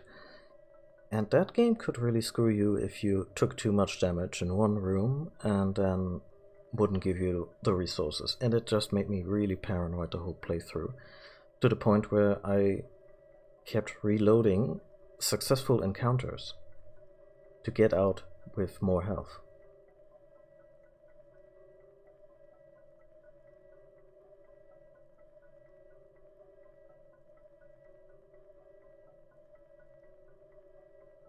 Oh yeah, I can also see that.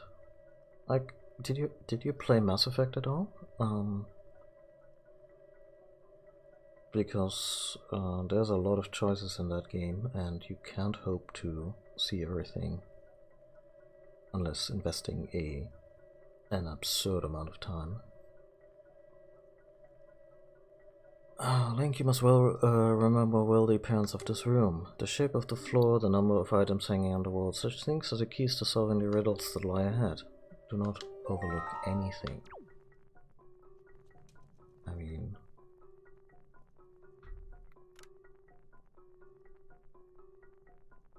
Okay, so these are in order of the bosses as they appear. Well, not quite, actually.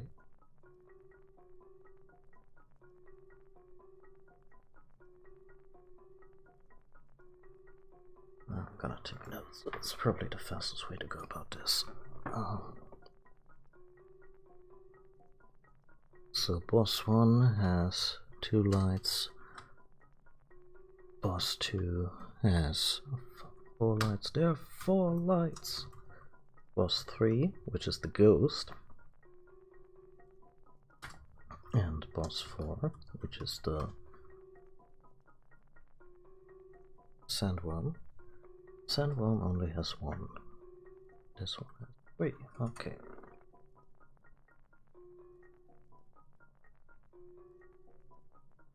Oh yeah, no.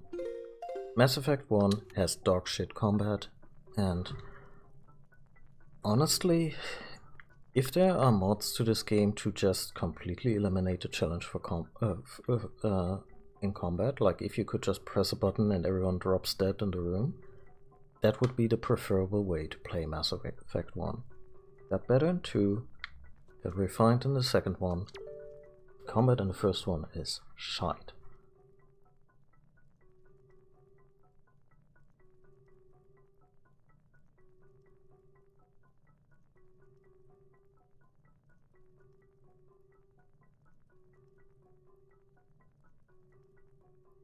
Yeah, and also the game is also very front-loaded with, like, you are a very active and in the know character in that universe.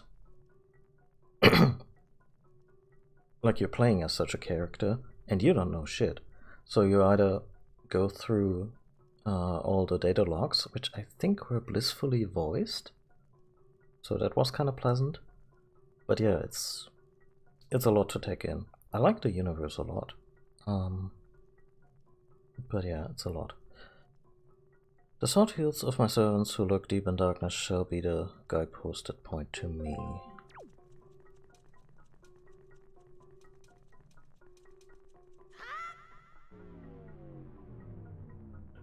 Oh, it did.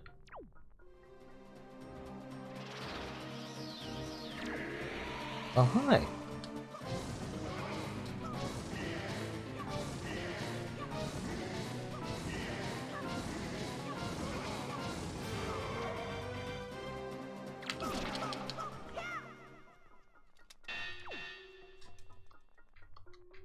Are we taking this?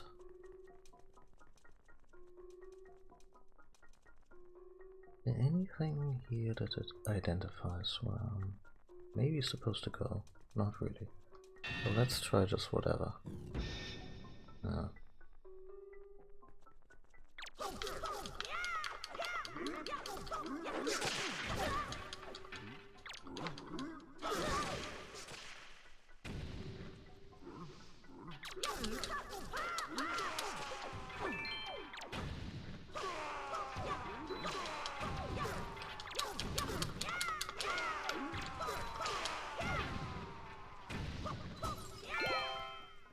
Oh yeah, that minigame.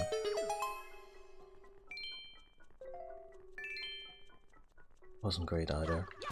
Something I could really appreciate is in the second one where you do some kind of hacking and Shep is like, well, remember when you just had to slam Omni gel onto everything to open it up? And they're like, oh yeah, a lot of criminals weren't happy when that security patch rolled out.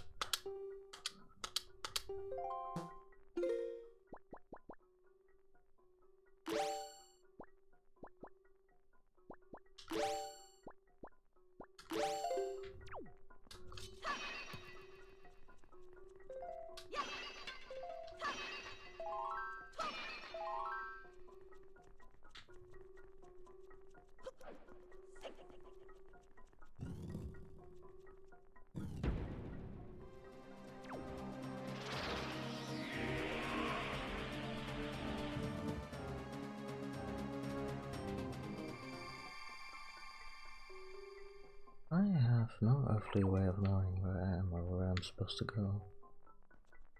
Oh wait.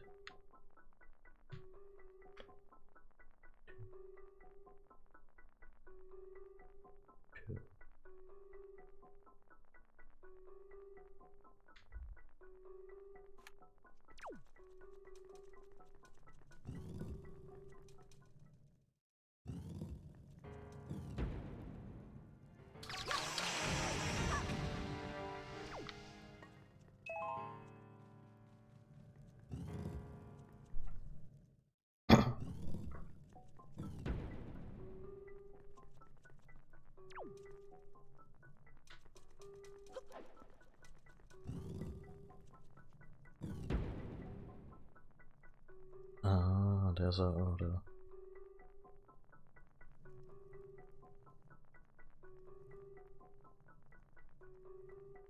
Game, I get it.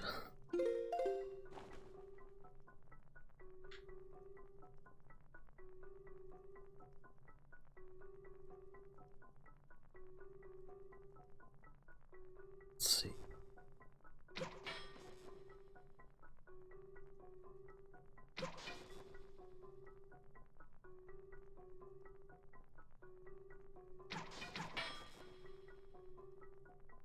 What do you mean there's a time limit? It's just low.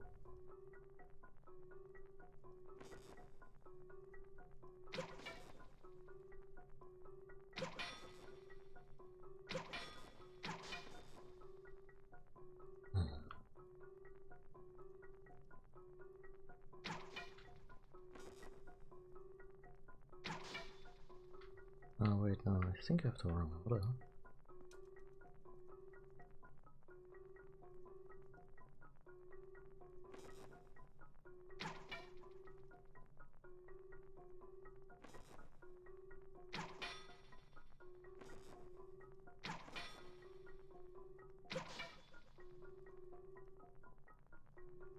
Oh, wait. One.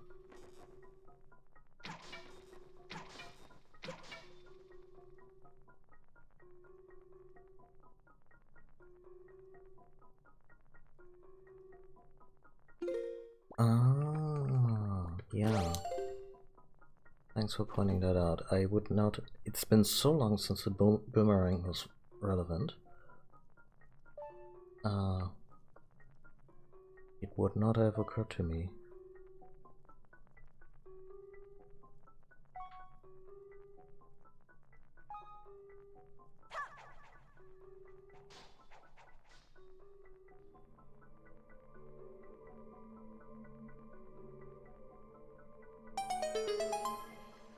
Oh, hi.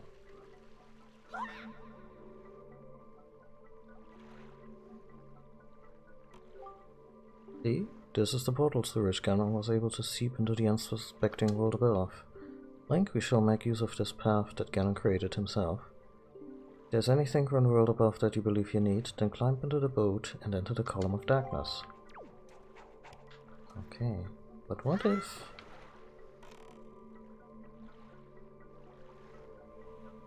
Ah, okay. That's really just the shortcut back home. Good.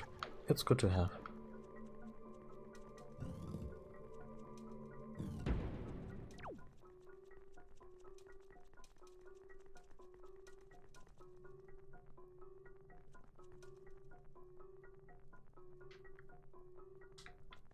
Sorry.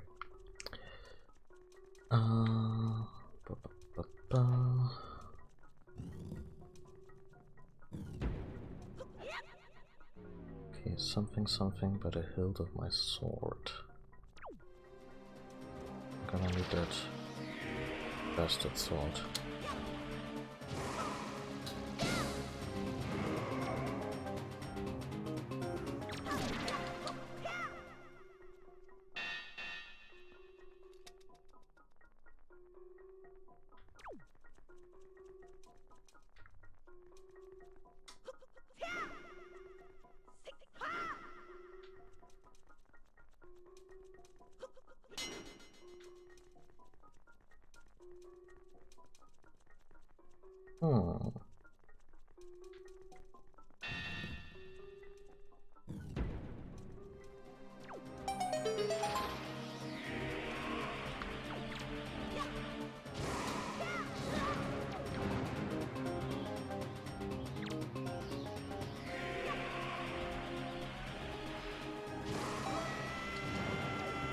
That was unnecessary. Although I love this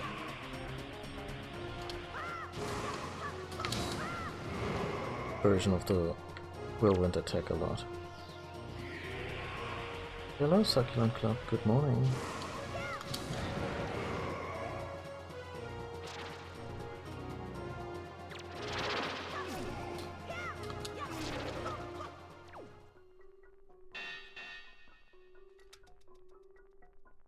I don't don't know, there are very few distinctions.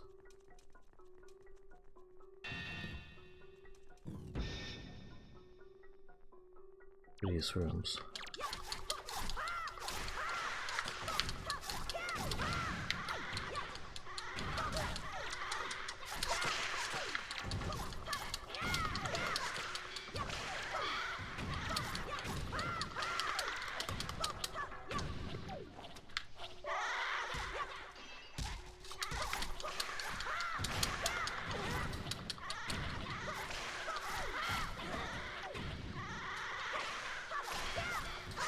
Guys, do I have to pull out the hammer?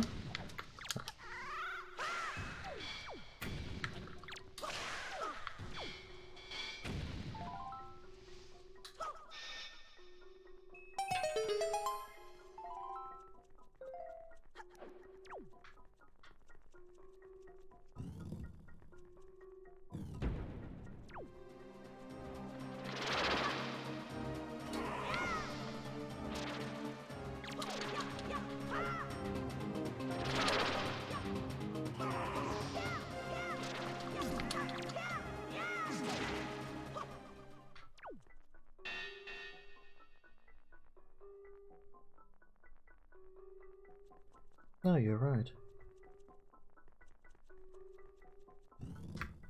It's the hilt, yeah. No, you're absolutely right.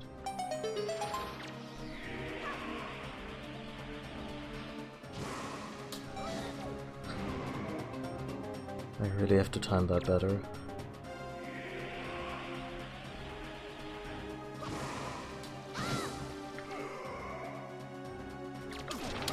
It's a good puzzle.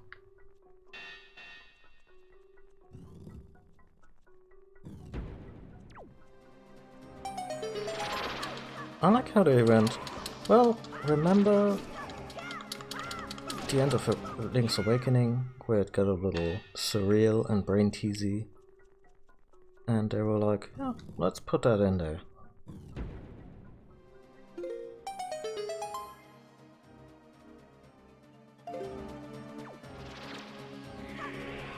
Oh yeah, I would believe that this kind of puzzle winds up in that kind of preview.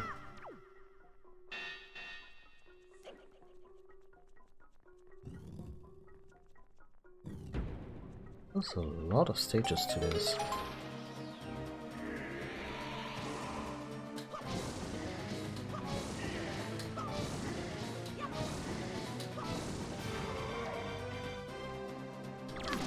That's a really good use of that dynamic music.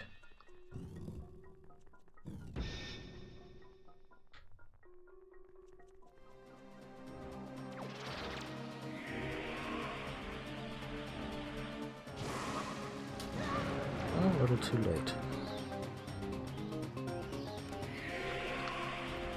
Ah.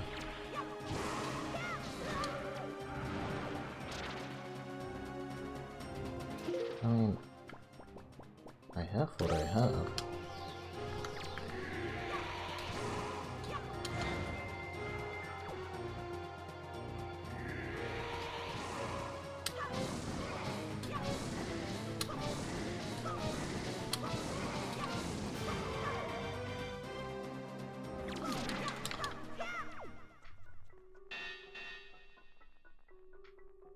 Bummer. Oh, we actually get something.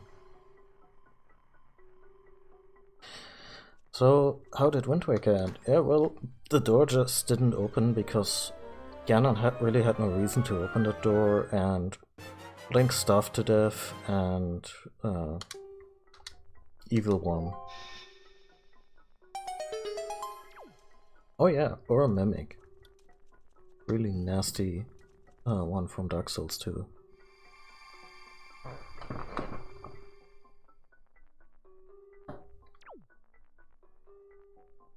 Okay, light arrows, huh?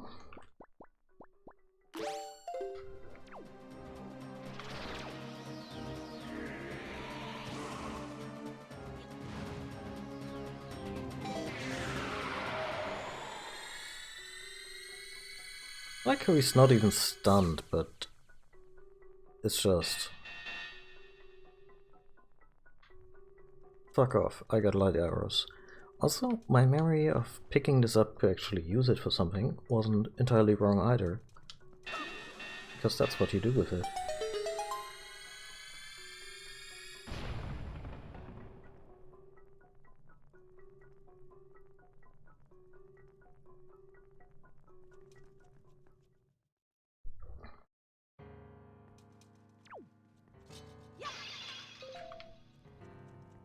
Could use a ferry, not gonna lie. Anyway, we have ample reserves.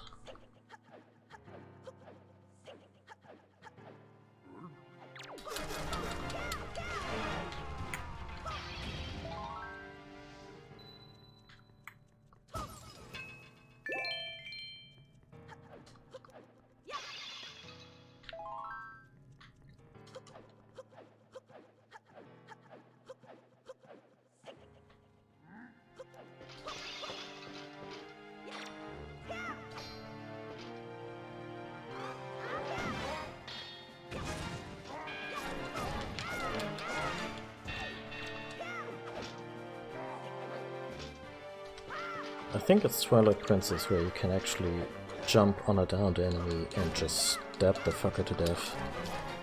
But yeah, Twilight Princess allows itself to go a little dark. But then again, the downward stab is also kind of an iconic Link move ever since the second Zelda game.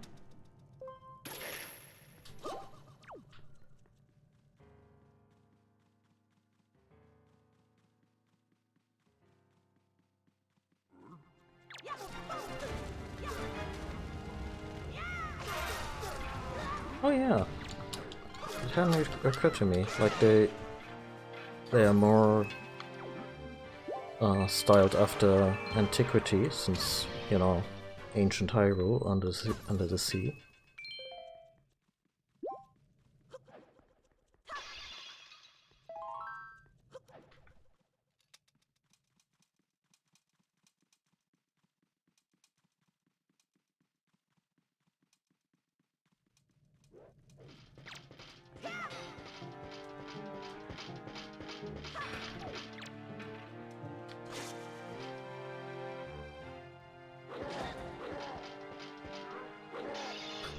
Hello God, undead.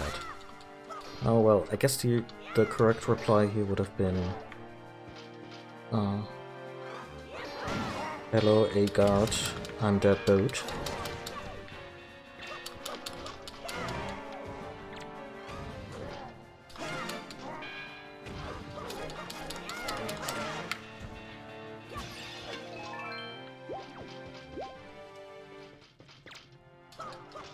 Oh, I love how he improvises. This is really cool and should have come up more often.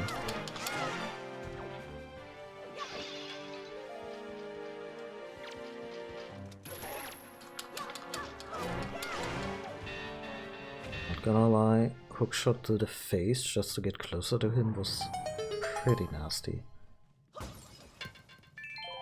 Also note how Ganon really never takes the physical form of a pig in this game. But the place is crawling with pig insignia.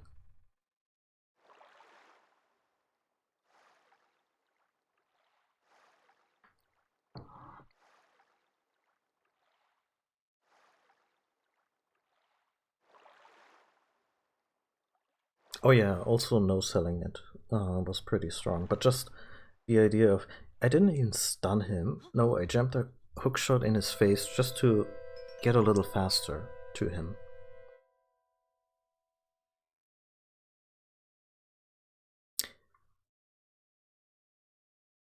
That's fucked up. That is so creepy. Never do that again, Nintendo. Do you sleep still? Wait. Do not be so hasty, boy.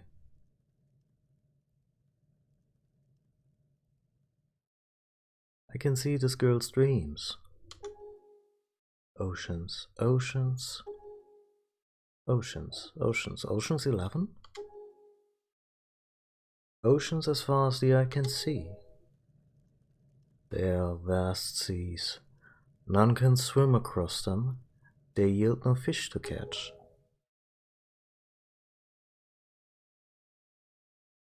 What did the king of Hyrule say? Did the gods sealed Hyrule away? And they left behind people who should one day awaken Hyrule? How ridiculous. So many pathetic creatures scattered across a handful of islands, drifting on the sea like fallen leaves on a forgotten pool. What can they possibly hope to achieve? I like that this version of Ganon actually has a point. To an extent, of course. Don't you see? All of you. Your gods destroyed you. He's absolutely right. They drowned Hyrule. I've been waiting for you, boy. This is miniature collection on this one island. Yeah, that's pretty sweet. Also, we own a villa on one of the islands, so fuck everyone else. I've been waiting for you, boy. For one like you, yes. For the hero.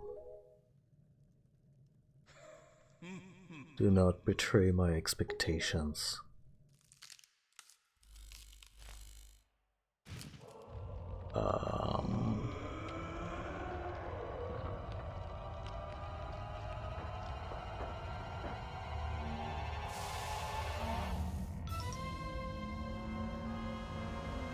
I think I may have spit out my drink when I first saw this, because it's kind of ridiculous.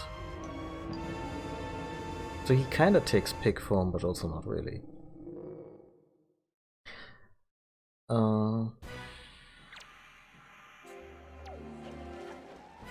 In this weird marionette homunculus.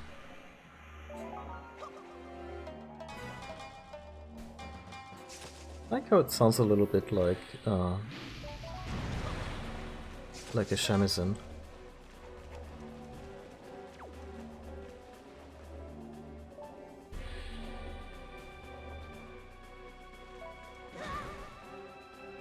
Yeah, this almost joyful expression on the pig marionette's face. It's just...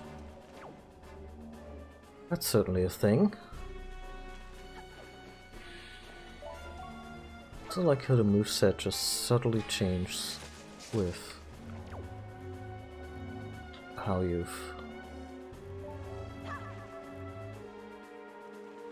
much you've cut so far.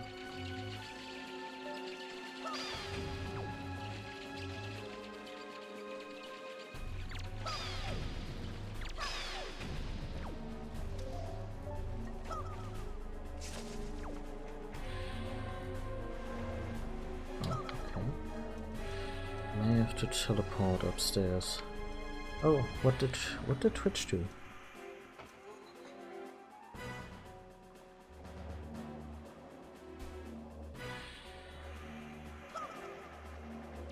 I have dropped 420 frames, so I guess that's nice.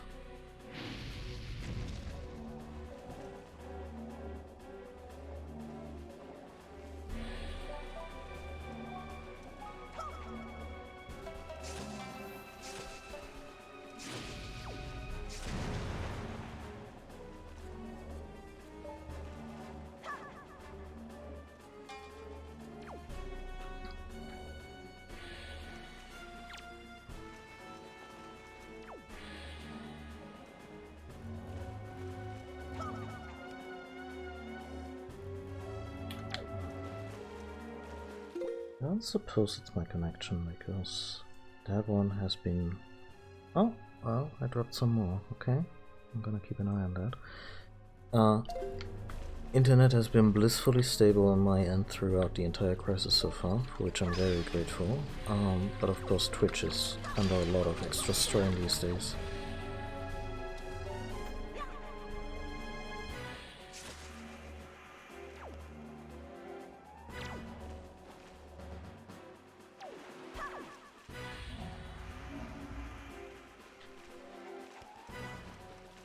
So, do we move up in some capacity or fashion?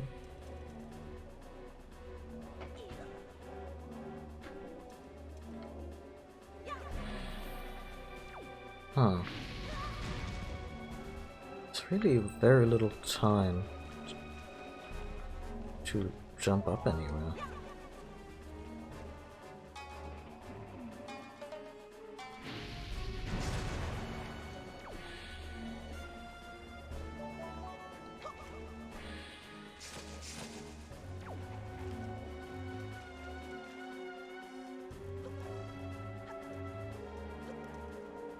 Oh, that's good to know. Well, this really just doesn't do much of anything. But maybe I'm supposed to...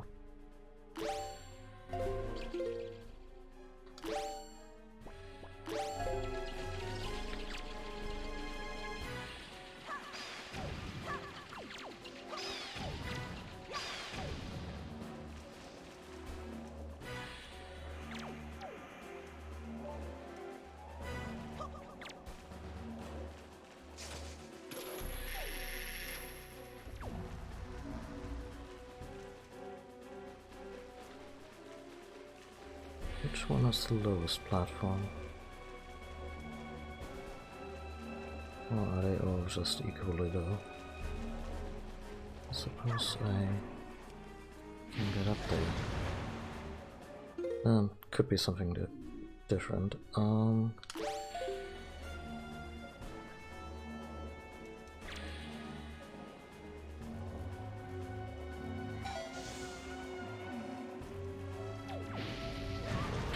Let's take care of the bindings.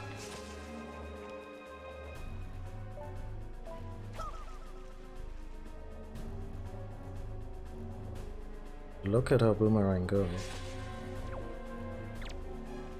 And just...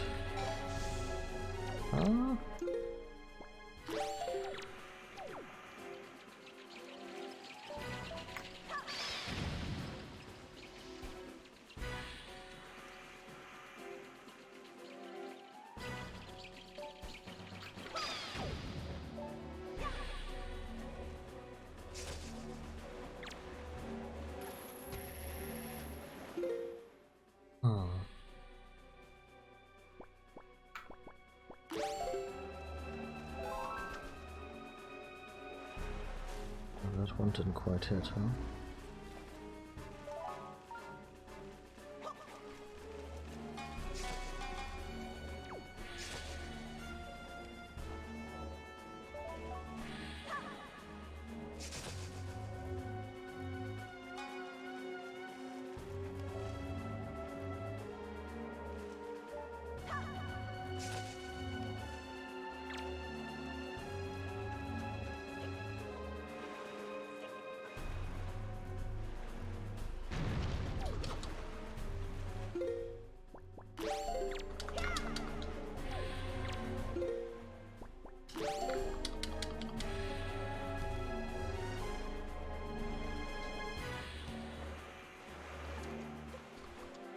I think it just...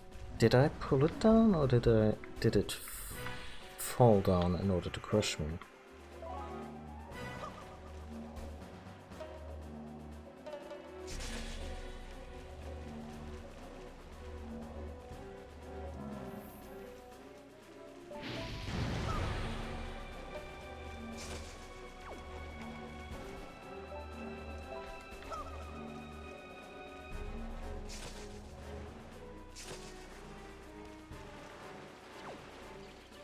Oh, right there on the blue ball. Okay. Little bit. This was a little more help than I would have liked, but thanks all the same. Just saying for the rest of the game. Please refrain from getting too much into detail unless I explicitly ask for that.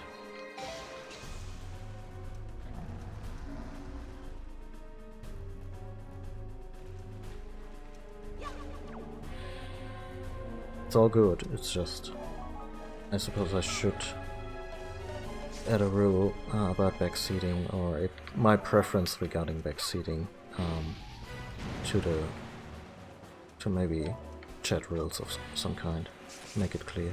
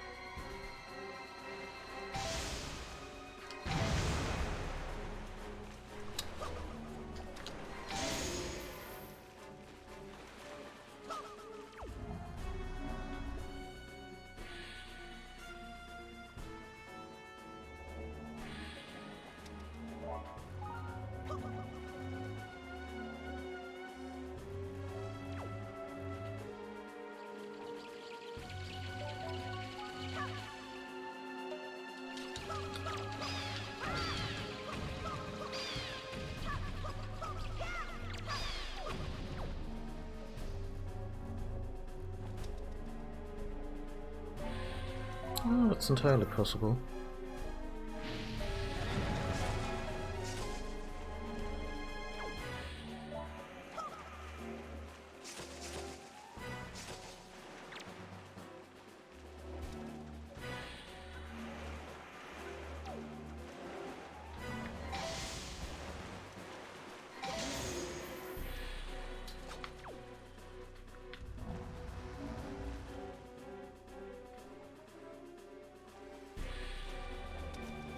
Probably gonna be a rule of 3 situation.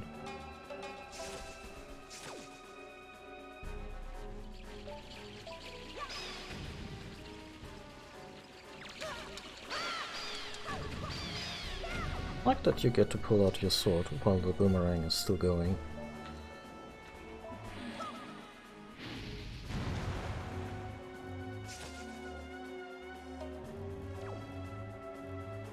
Twimp.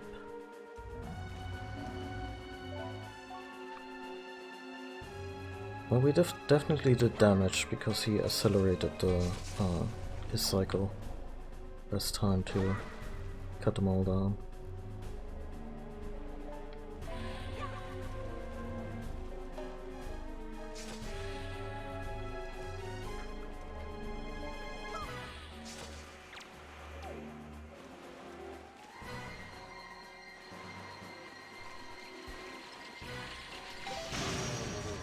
Neat.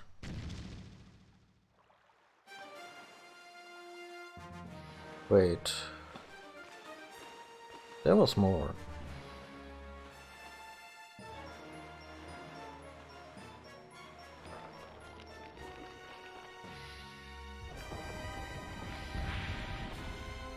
Oh yeah, avert your eyes if you must.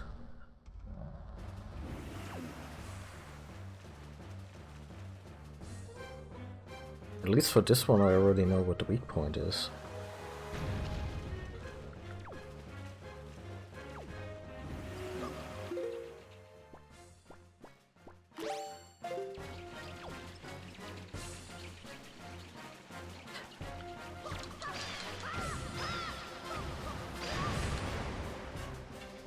Oh, actually I've played this before and finished it a couple of times. I just didn't remember, it's been a long time. It's the first time I'm playing the HD version. And yeah, it's all good. I should put my preference regarding advice somewhere in my stream or chat description. Because it's different streamers have different preferences in that regard.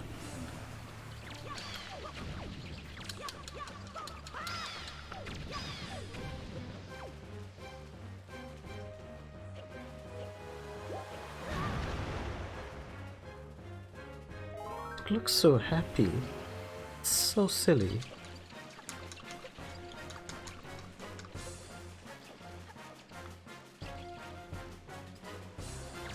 I think the Ocarina of Time fan in me was like, oh, this is kind of bullshit. where's my big pig monster from yesteryear? But mechanically this is a fun fight, and this game actually taught me that the giant pig monster is not necessarily the best or the coolest thing about a fight with Ganon. That is actually yet to come.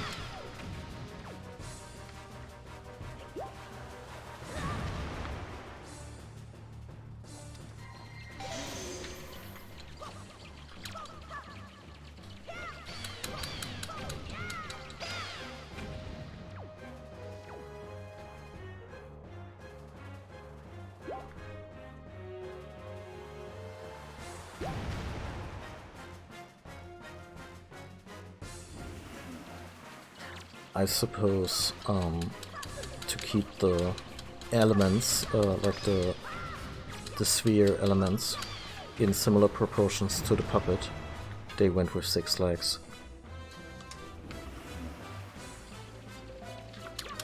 Also, could those bats please chill?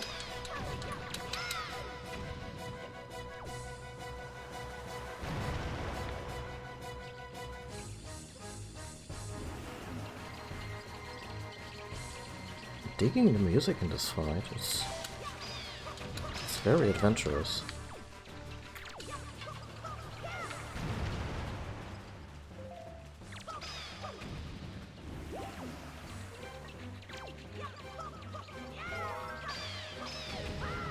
Yeah, you can also only section off so much of the playing field. Nintendo's all about optimizing for gameplay, so I'm not the least bit surprised.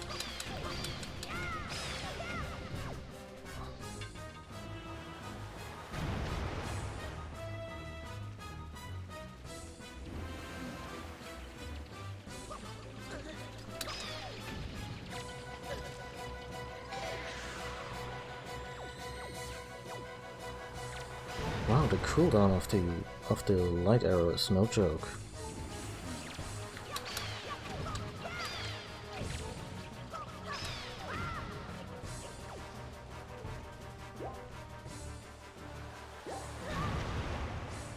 I should be using his reflection, but the bats...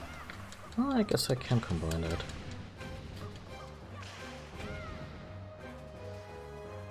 Yeah. Still. The underbody does look very spider-esque. I mean, they're also kind of supposed to give me arrows and hearts if I need them.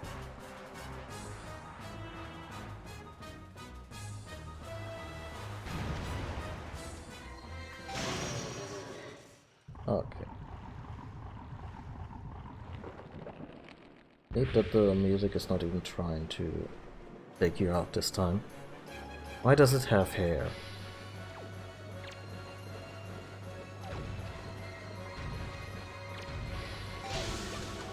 Oh, it's Moldorm.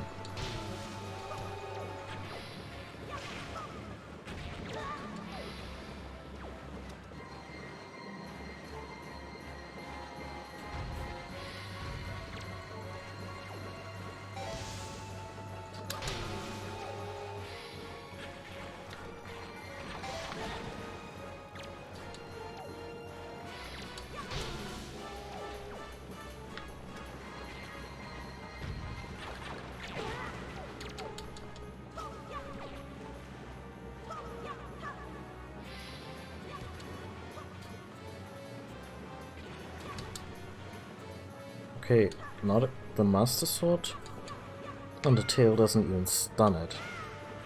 That's harsh.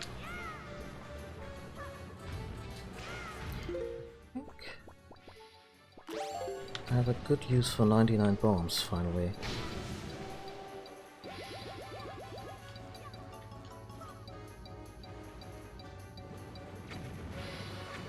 That was actually a long time.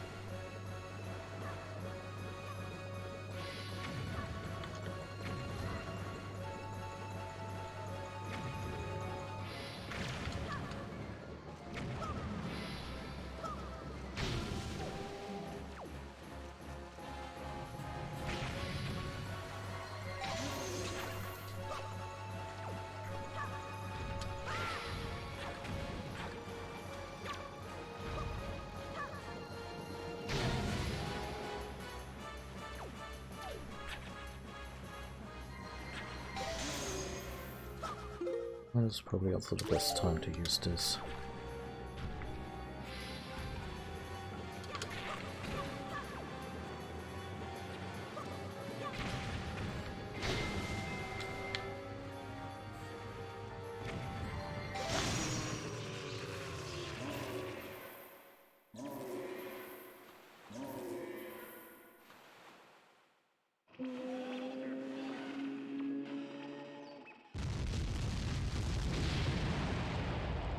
That entire situation was just mildly upsetting.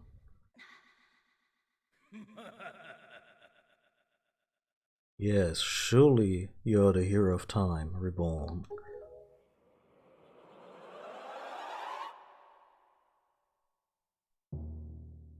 Your time has come. Come now, stand before me.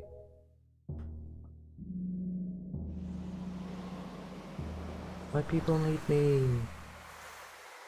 Actually, my favorite Zelda game.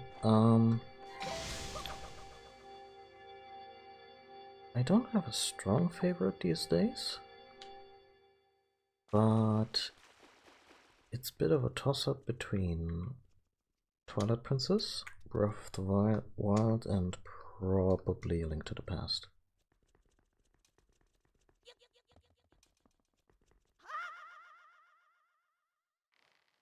I really like Twilight Princess because it's kind of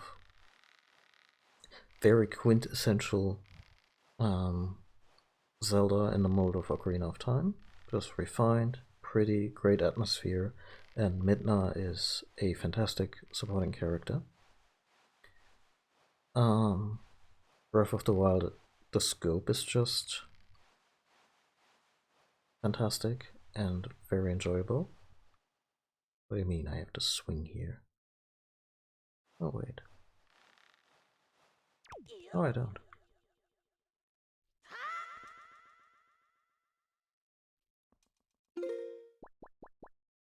And A Link to the Past is just my favorite from childhood.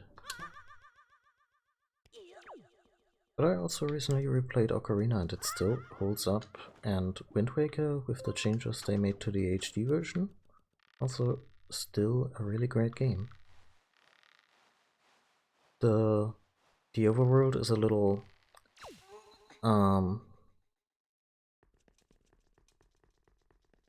formulaic, if that makes sense. Like, the grid, it very quickly becomes apparent that you are on a grid with only one point of interest, maybe two, per square, and that is... oops. And that can get old, especially when side quests and mini dungeons start repeating themselves, so that's definitely a weakness in Wind Waker. But I like the sailing by and large, especially with the swift sail, where it's less of a chore and more enjoyable. Oh, can I maybe have another one? Never mind. And this guy right here, the Toon Wind Waker version of Link, he's probably my favorite incarnation of the little guy. He is so expressive. And so much fun.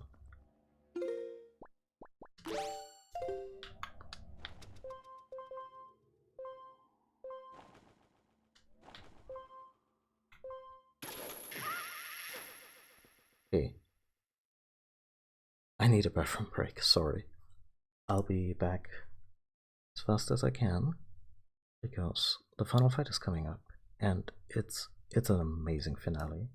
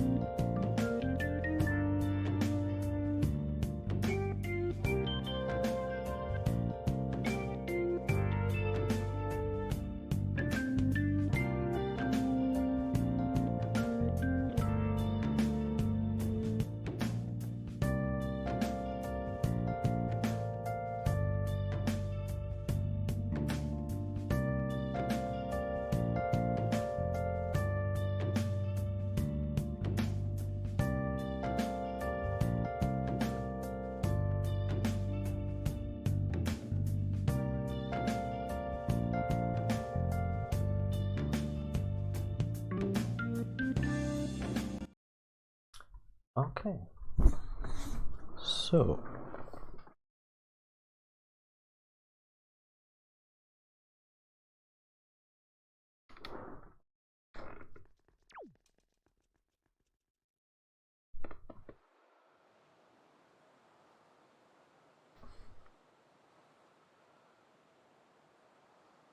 My country lay within a vast desert.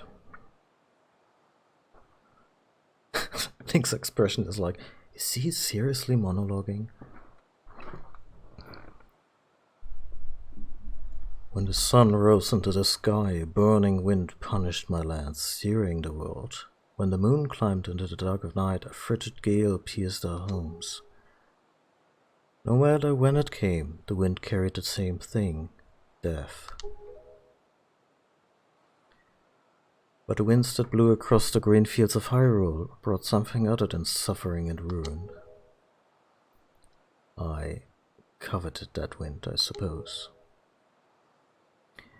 Can only be called fate, that here I would again gather the three with the crests. That I should lay my hand on that which grants the wishes of the beholder. That when power, wisdom and courage come together, the gods would have no choice but to come down. The power of the gods, the Triforce. He who touches it will have whatever he desires granted. Already the crest of wisdom is mine. All that remains.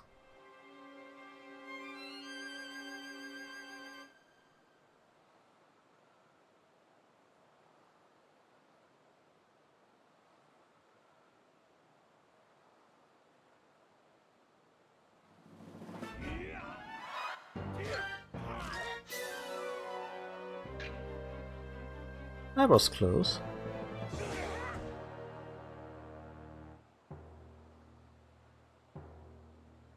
Do not fear, I will not kill you.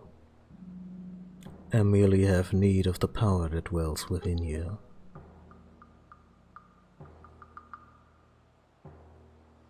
Now, let us put an end to that which binds us together. Not just my favorite Link, probably also my favorite Ganondorf.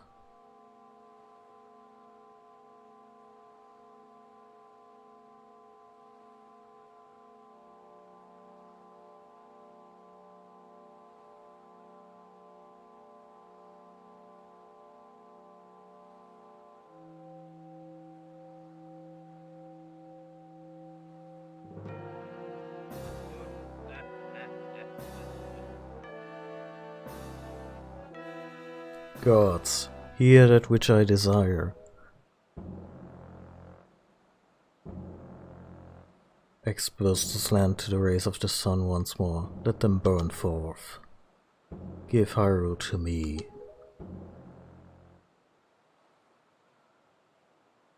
He who touches it will have whatever he desires granted. Yoink.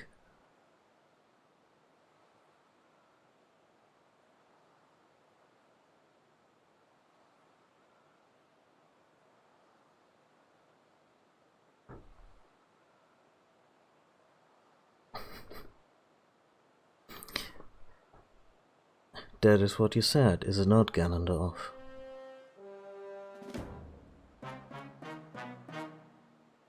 Womp womp. Gods of the Triforce, hear that which I desire. Hope. I desire hope for these children. Give them a future. Wash away this ancient land of Hyrule. Let a ray of hope shine on the future of the world.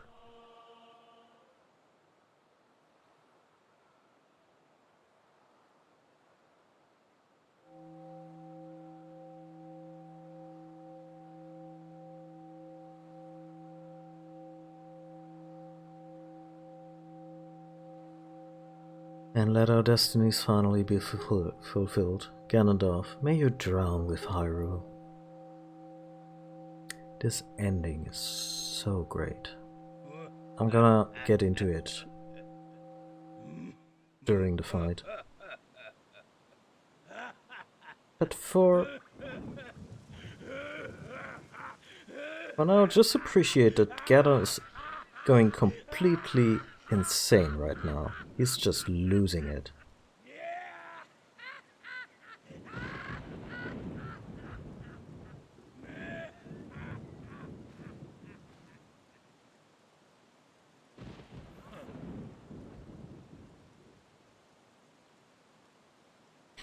This is foolishness. A future for you.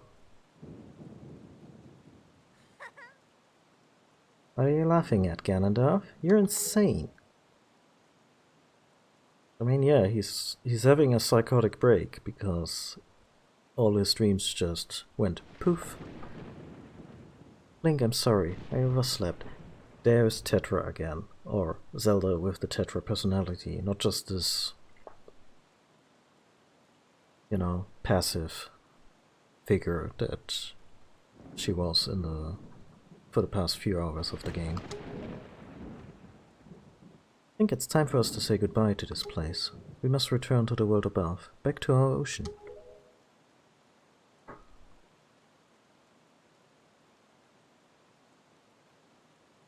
Very well then. Allow me to show you your future. Yes, allow me to show you. Just what hope you have. See how much your precious Triforce is worth.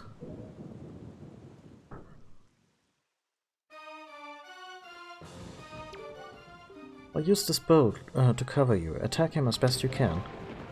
So, yeah, Zelda took her bow, but...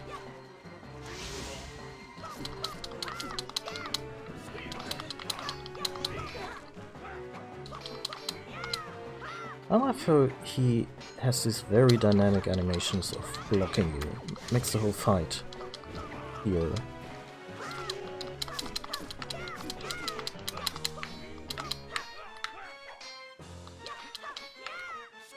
like you're actually having a duel with the guy.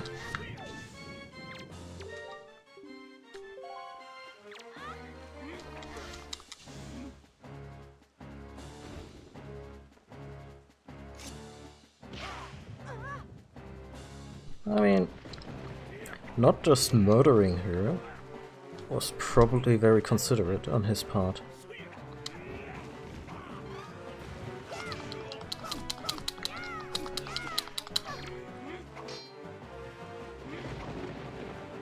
Look at that little guy fighting this giant.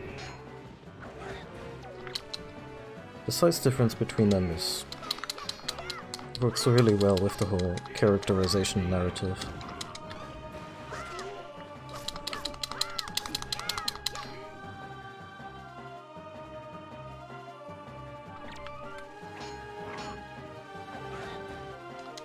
Also appreciate that he has unblockable attacks. And we can't just wing it with the shield.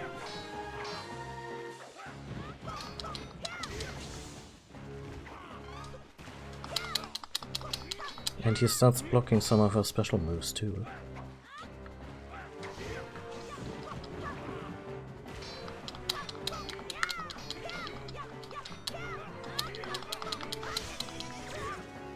Did I just get hit with a light arrow?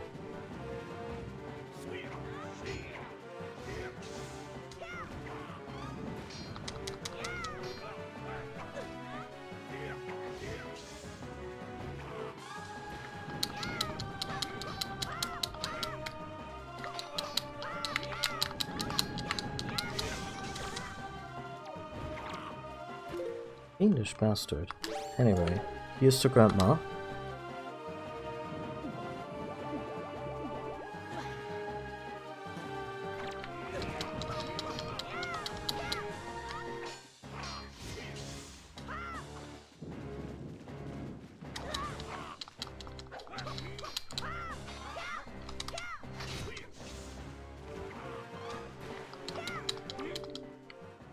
To distract him. Are you ready? I'll aim for you, and you use your shield. Do you get it? Okay. Let's do it Avengers style.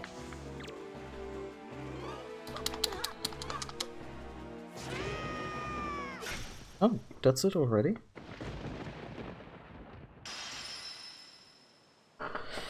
You know, for kids.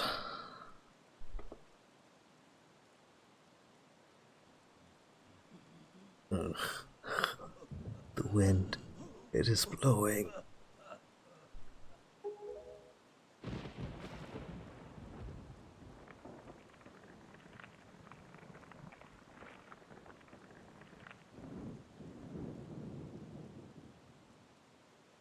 Oh, that's one way to put the Master Sword to rest. Link!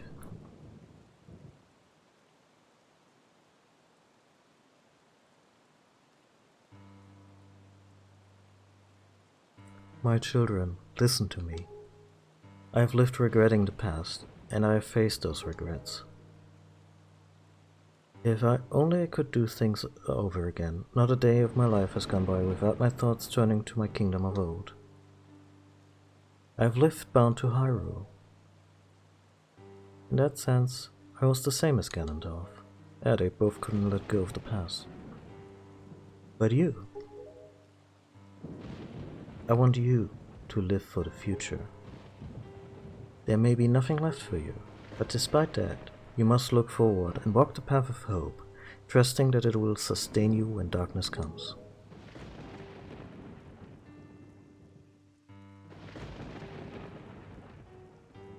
This is probably still the best ending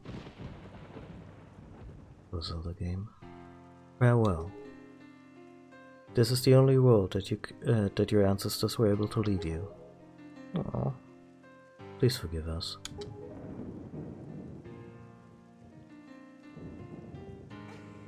Wait, you could come with us. Yes, of course, we have a ship. We can find it, we will find it. The land that will be the next Hyrule. So...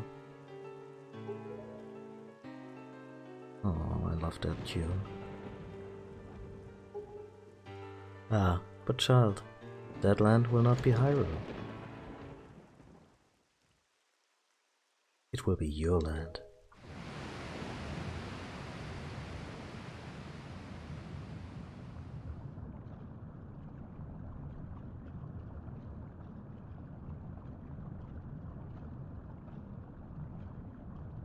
I guess the Triforce just confers water breathing now. I mean, obviously it's the king who makes that possible. Farewell, dead boat. Oh no, Lorule is another game entirely. They actually made that joke. Your rule, my rule, our rule. I have scattered the seeds of the future.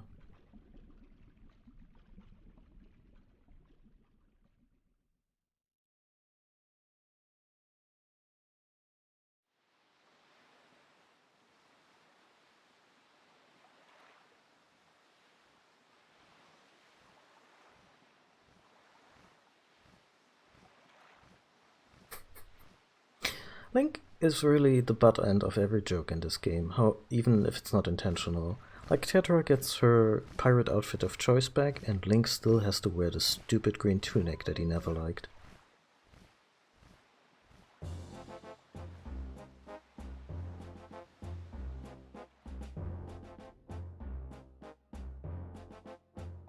Okay, I think we've arrived at the non-verbal part of the credits.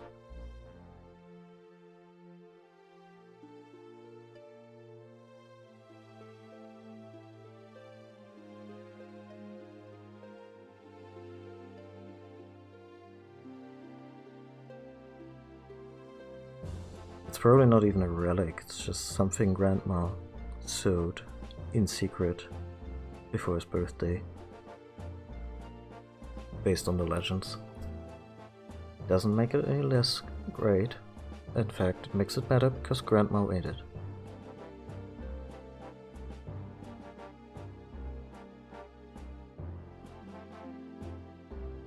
I mean, at the beginning it said that it's tradition that every young one on their birthday of ambiguous number,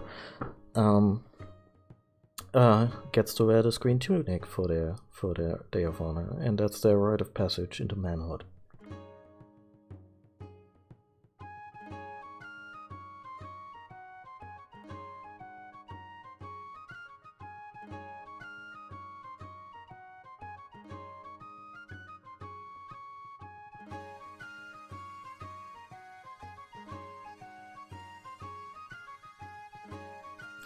Everybody comments on this at the beginning, that this tunic looks way too hot for the tropical weather.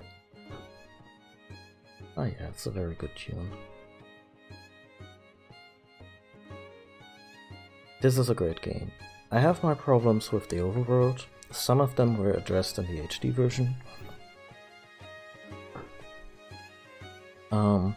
It's certainly not my favorite incarnation of Hyrule, and but yeah, it has wonderful character designs. It has a Zelda that comes very close to being like this perfect, proactive, capable woman who doesn't really need Link to save the day.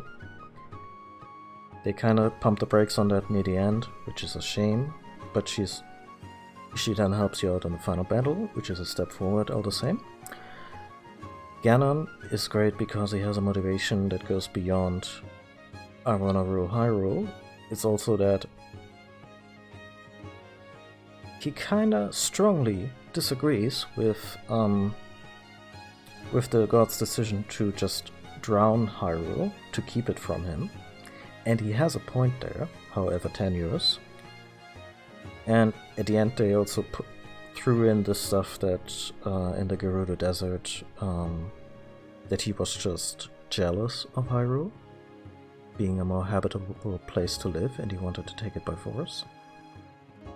That part doesn't really land that strongly, but to me, the fact that, yeah, Hyrule got obliterated by the gods because Link wasn't around to save it for once, and that's kind of a shit move on part of the gods. And both the king and Ganon just have been carrying that weight of that development with them, and it kinda has them left both kinda broken men, and the game is very much about legacy and inheritance. There's probably also an environmental message in there, as in, yeah, sorry, we may have kinda fucked up the world for the next generation, please forgive us. But overall it's about turning over a new page and making changes and accepting change as part of life. And this works really well with the way this game is radically different from all the Zelda games that came before.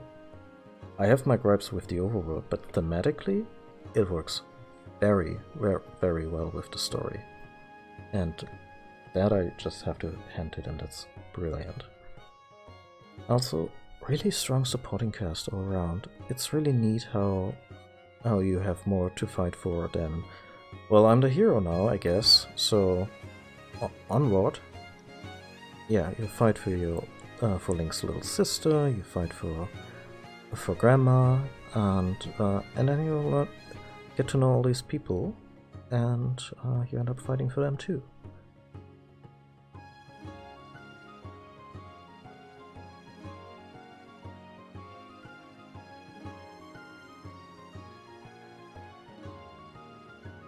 And yeah, Link is just a joy, because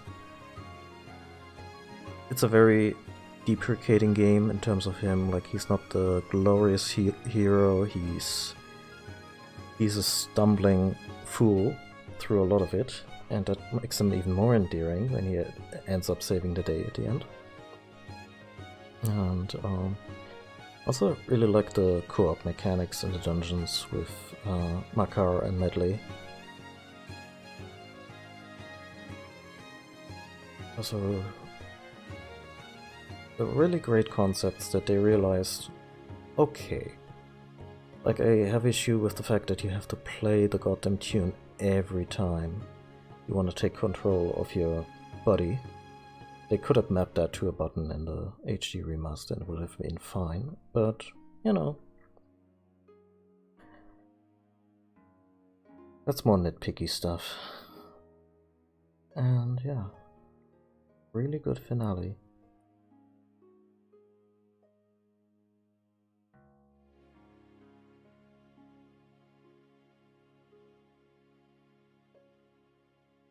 And I love how it plays against type, just very strongly follows through on this idea that sometimes you need to leave the past behind, and the solution to everything is not, hey, we're gonna resurrect Hyrule and it's gonna be awesome, but they leave it buried and they move on.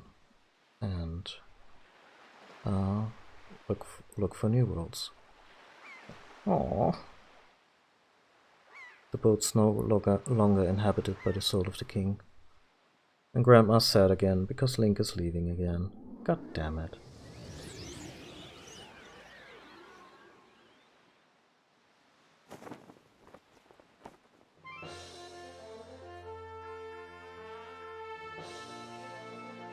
Anchors away.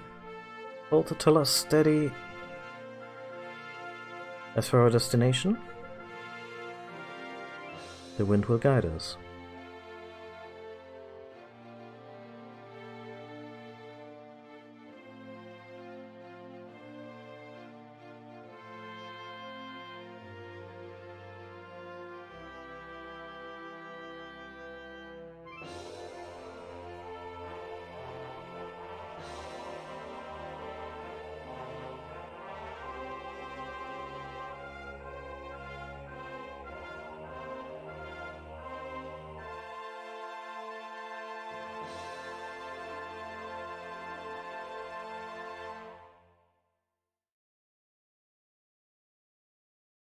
Different boat, but yeah.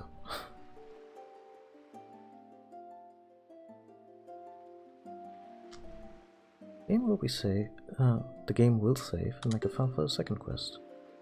Keep current save data, select a new quest log. Do you want to save? Huh?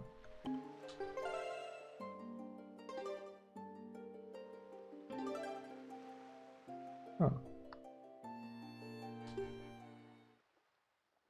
Did I just... Ah, okay.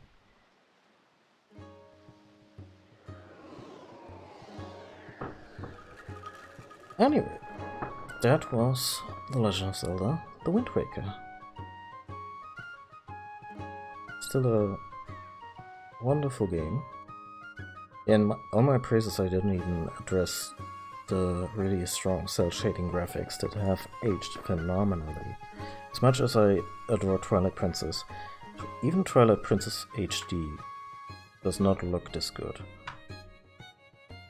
And aside from Breath of the Wild, which is current but also uses cel shading in a more subtle way, but still uses cel shading, yeah, if you want your games to age tremendously again, no. The stream has been going for 3 hours, and yeah, I could start something else right now. I'm gonna start something else next time. I'm still not entirely decided on what game I want to play next, but gonna come from a short list of stuff that is gonna be, like, it might just be Twilight Princess HD, might be The Messenger, which, as I mentioned recently, which could just be a fun thing, just as a palate cleanser between games. Relatively short side-scrolling action game with beautiful retro visuals.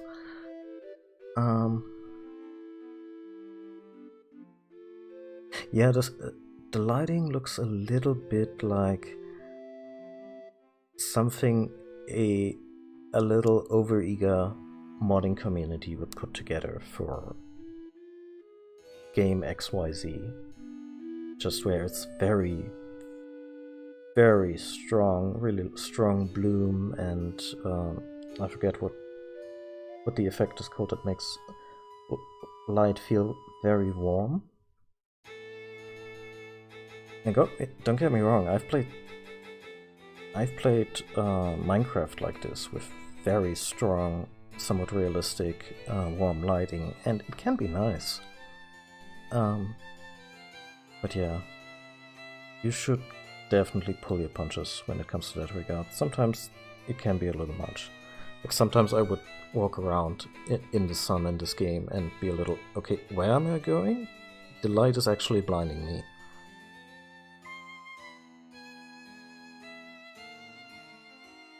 I like how it's the classical tune right here, and it just, the moment Link is out of the picture, it pans over to Ganon and the music goes dark and, oh yeah, and then he fucked off to do Majora's Mask and he wasn't there anymore.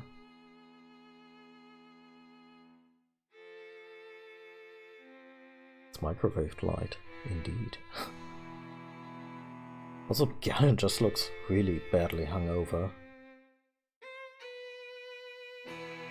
Anyway, thank you all so much for watching. If you're new here and haven't done so yet, please consider hitting the follow button. Currently aiming for 100 followers, it would help me out a ton. And you know, you'll get notified on Twitch, or if you like, on Twitter and on Mastodon. When I go online the next time. Like I said, next game might be something like Twilight Princess, maybe Messenger, maybe another Yakuza game, although I'm a little hesitant to play an 18+ game right now. Yakuza is definitely lighthearted fare. And I swear a lot anyway, so I'm not sure I'm the most family-friendly streamer to begin with. But a lot of people are stuck at home right now, and with their kids to boot, so I can be to any service to them. I might refrain from playing the game where you beat up so many people in so many comedically violent ways. And, you know, just maybe stick to something more stylized. Even more stylized and less visibly violent. Another one that I'm kind of hoping to get into soon is Final Fantasy IX. That updated HD mod for Final Fantasy IX should be coming out any day now.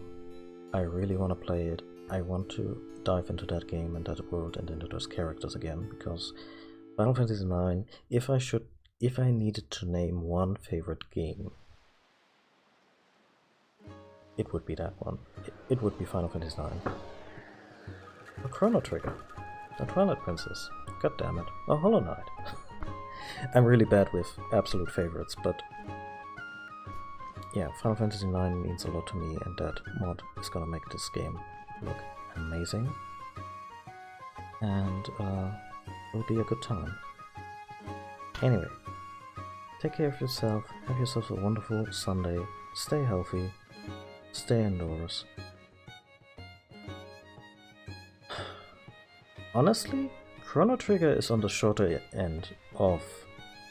right, because my VODs didn't survive from when I first played Chrono Trigger. Chrono Trigger is on the shorter end of Japanese RPGs. I could just play this one again at some point.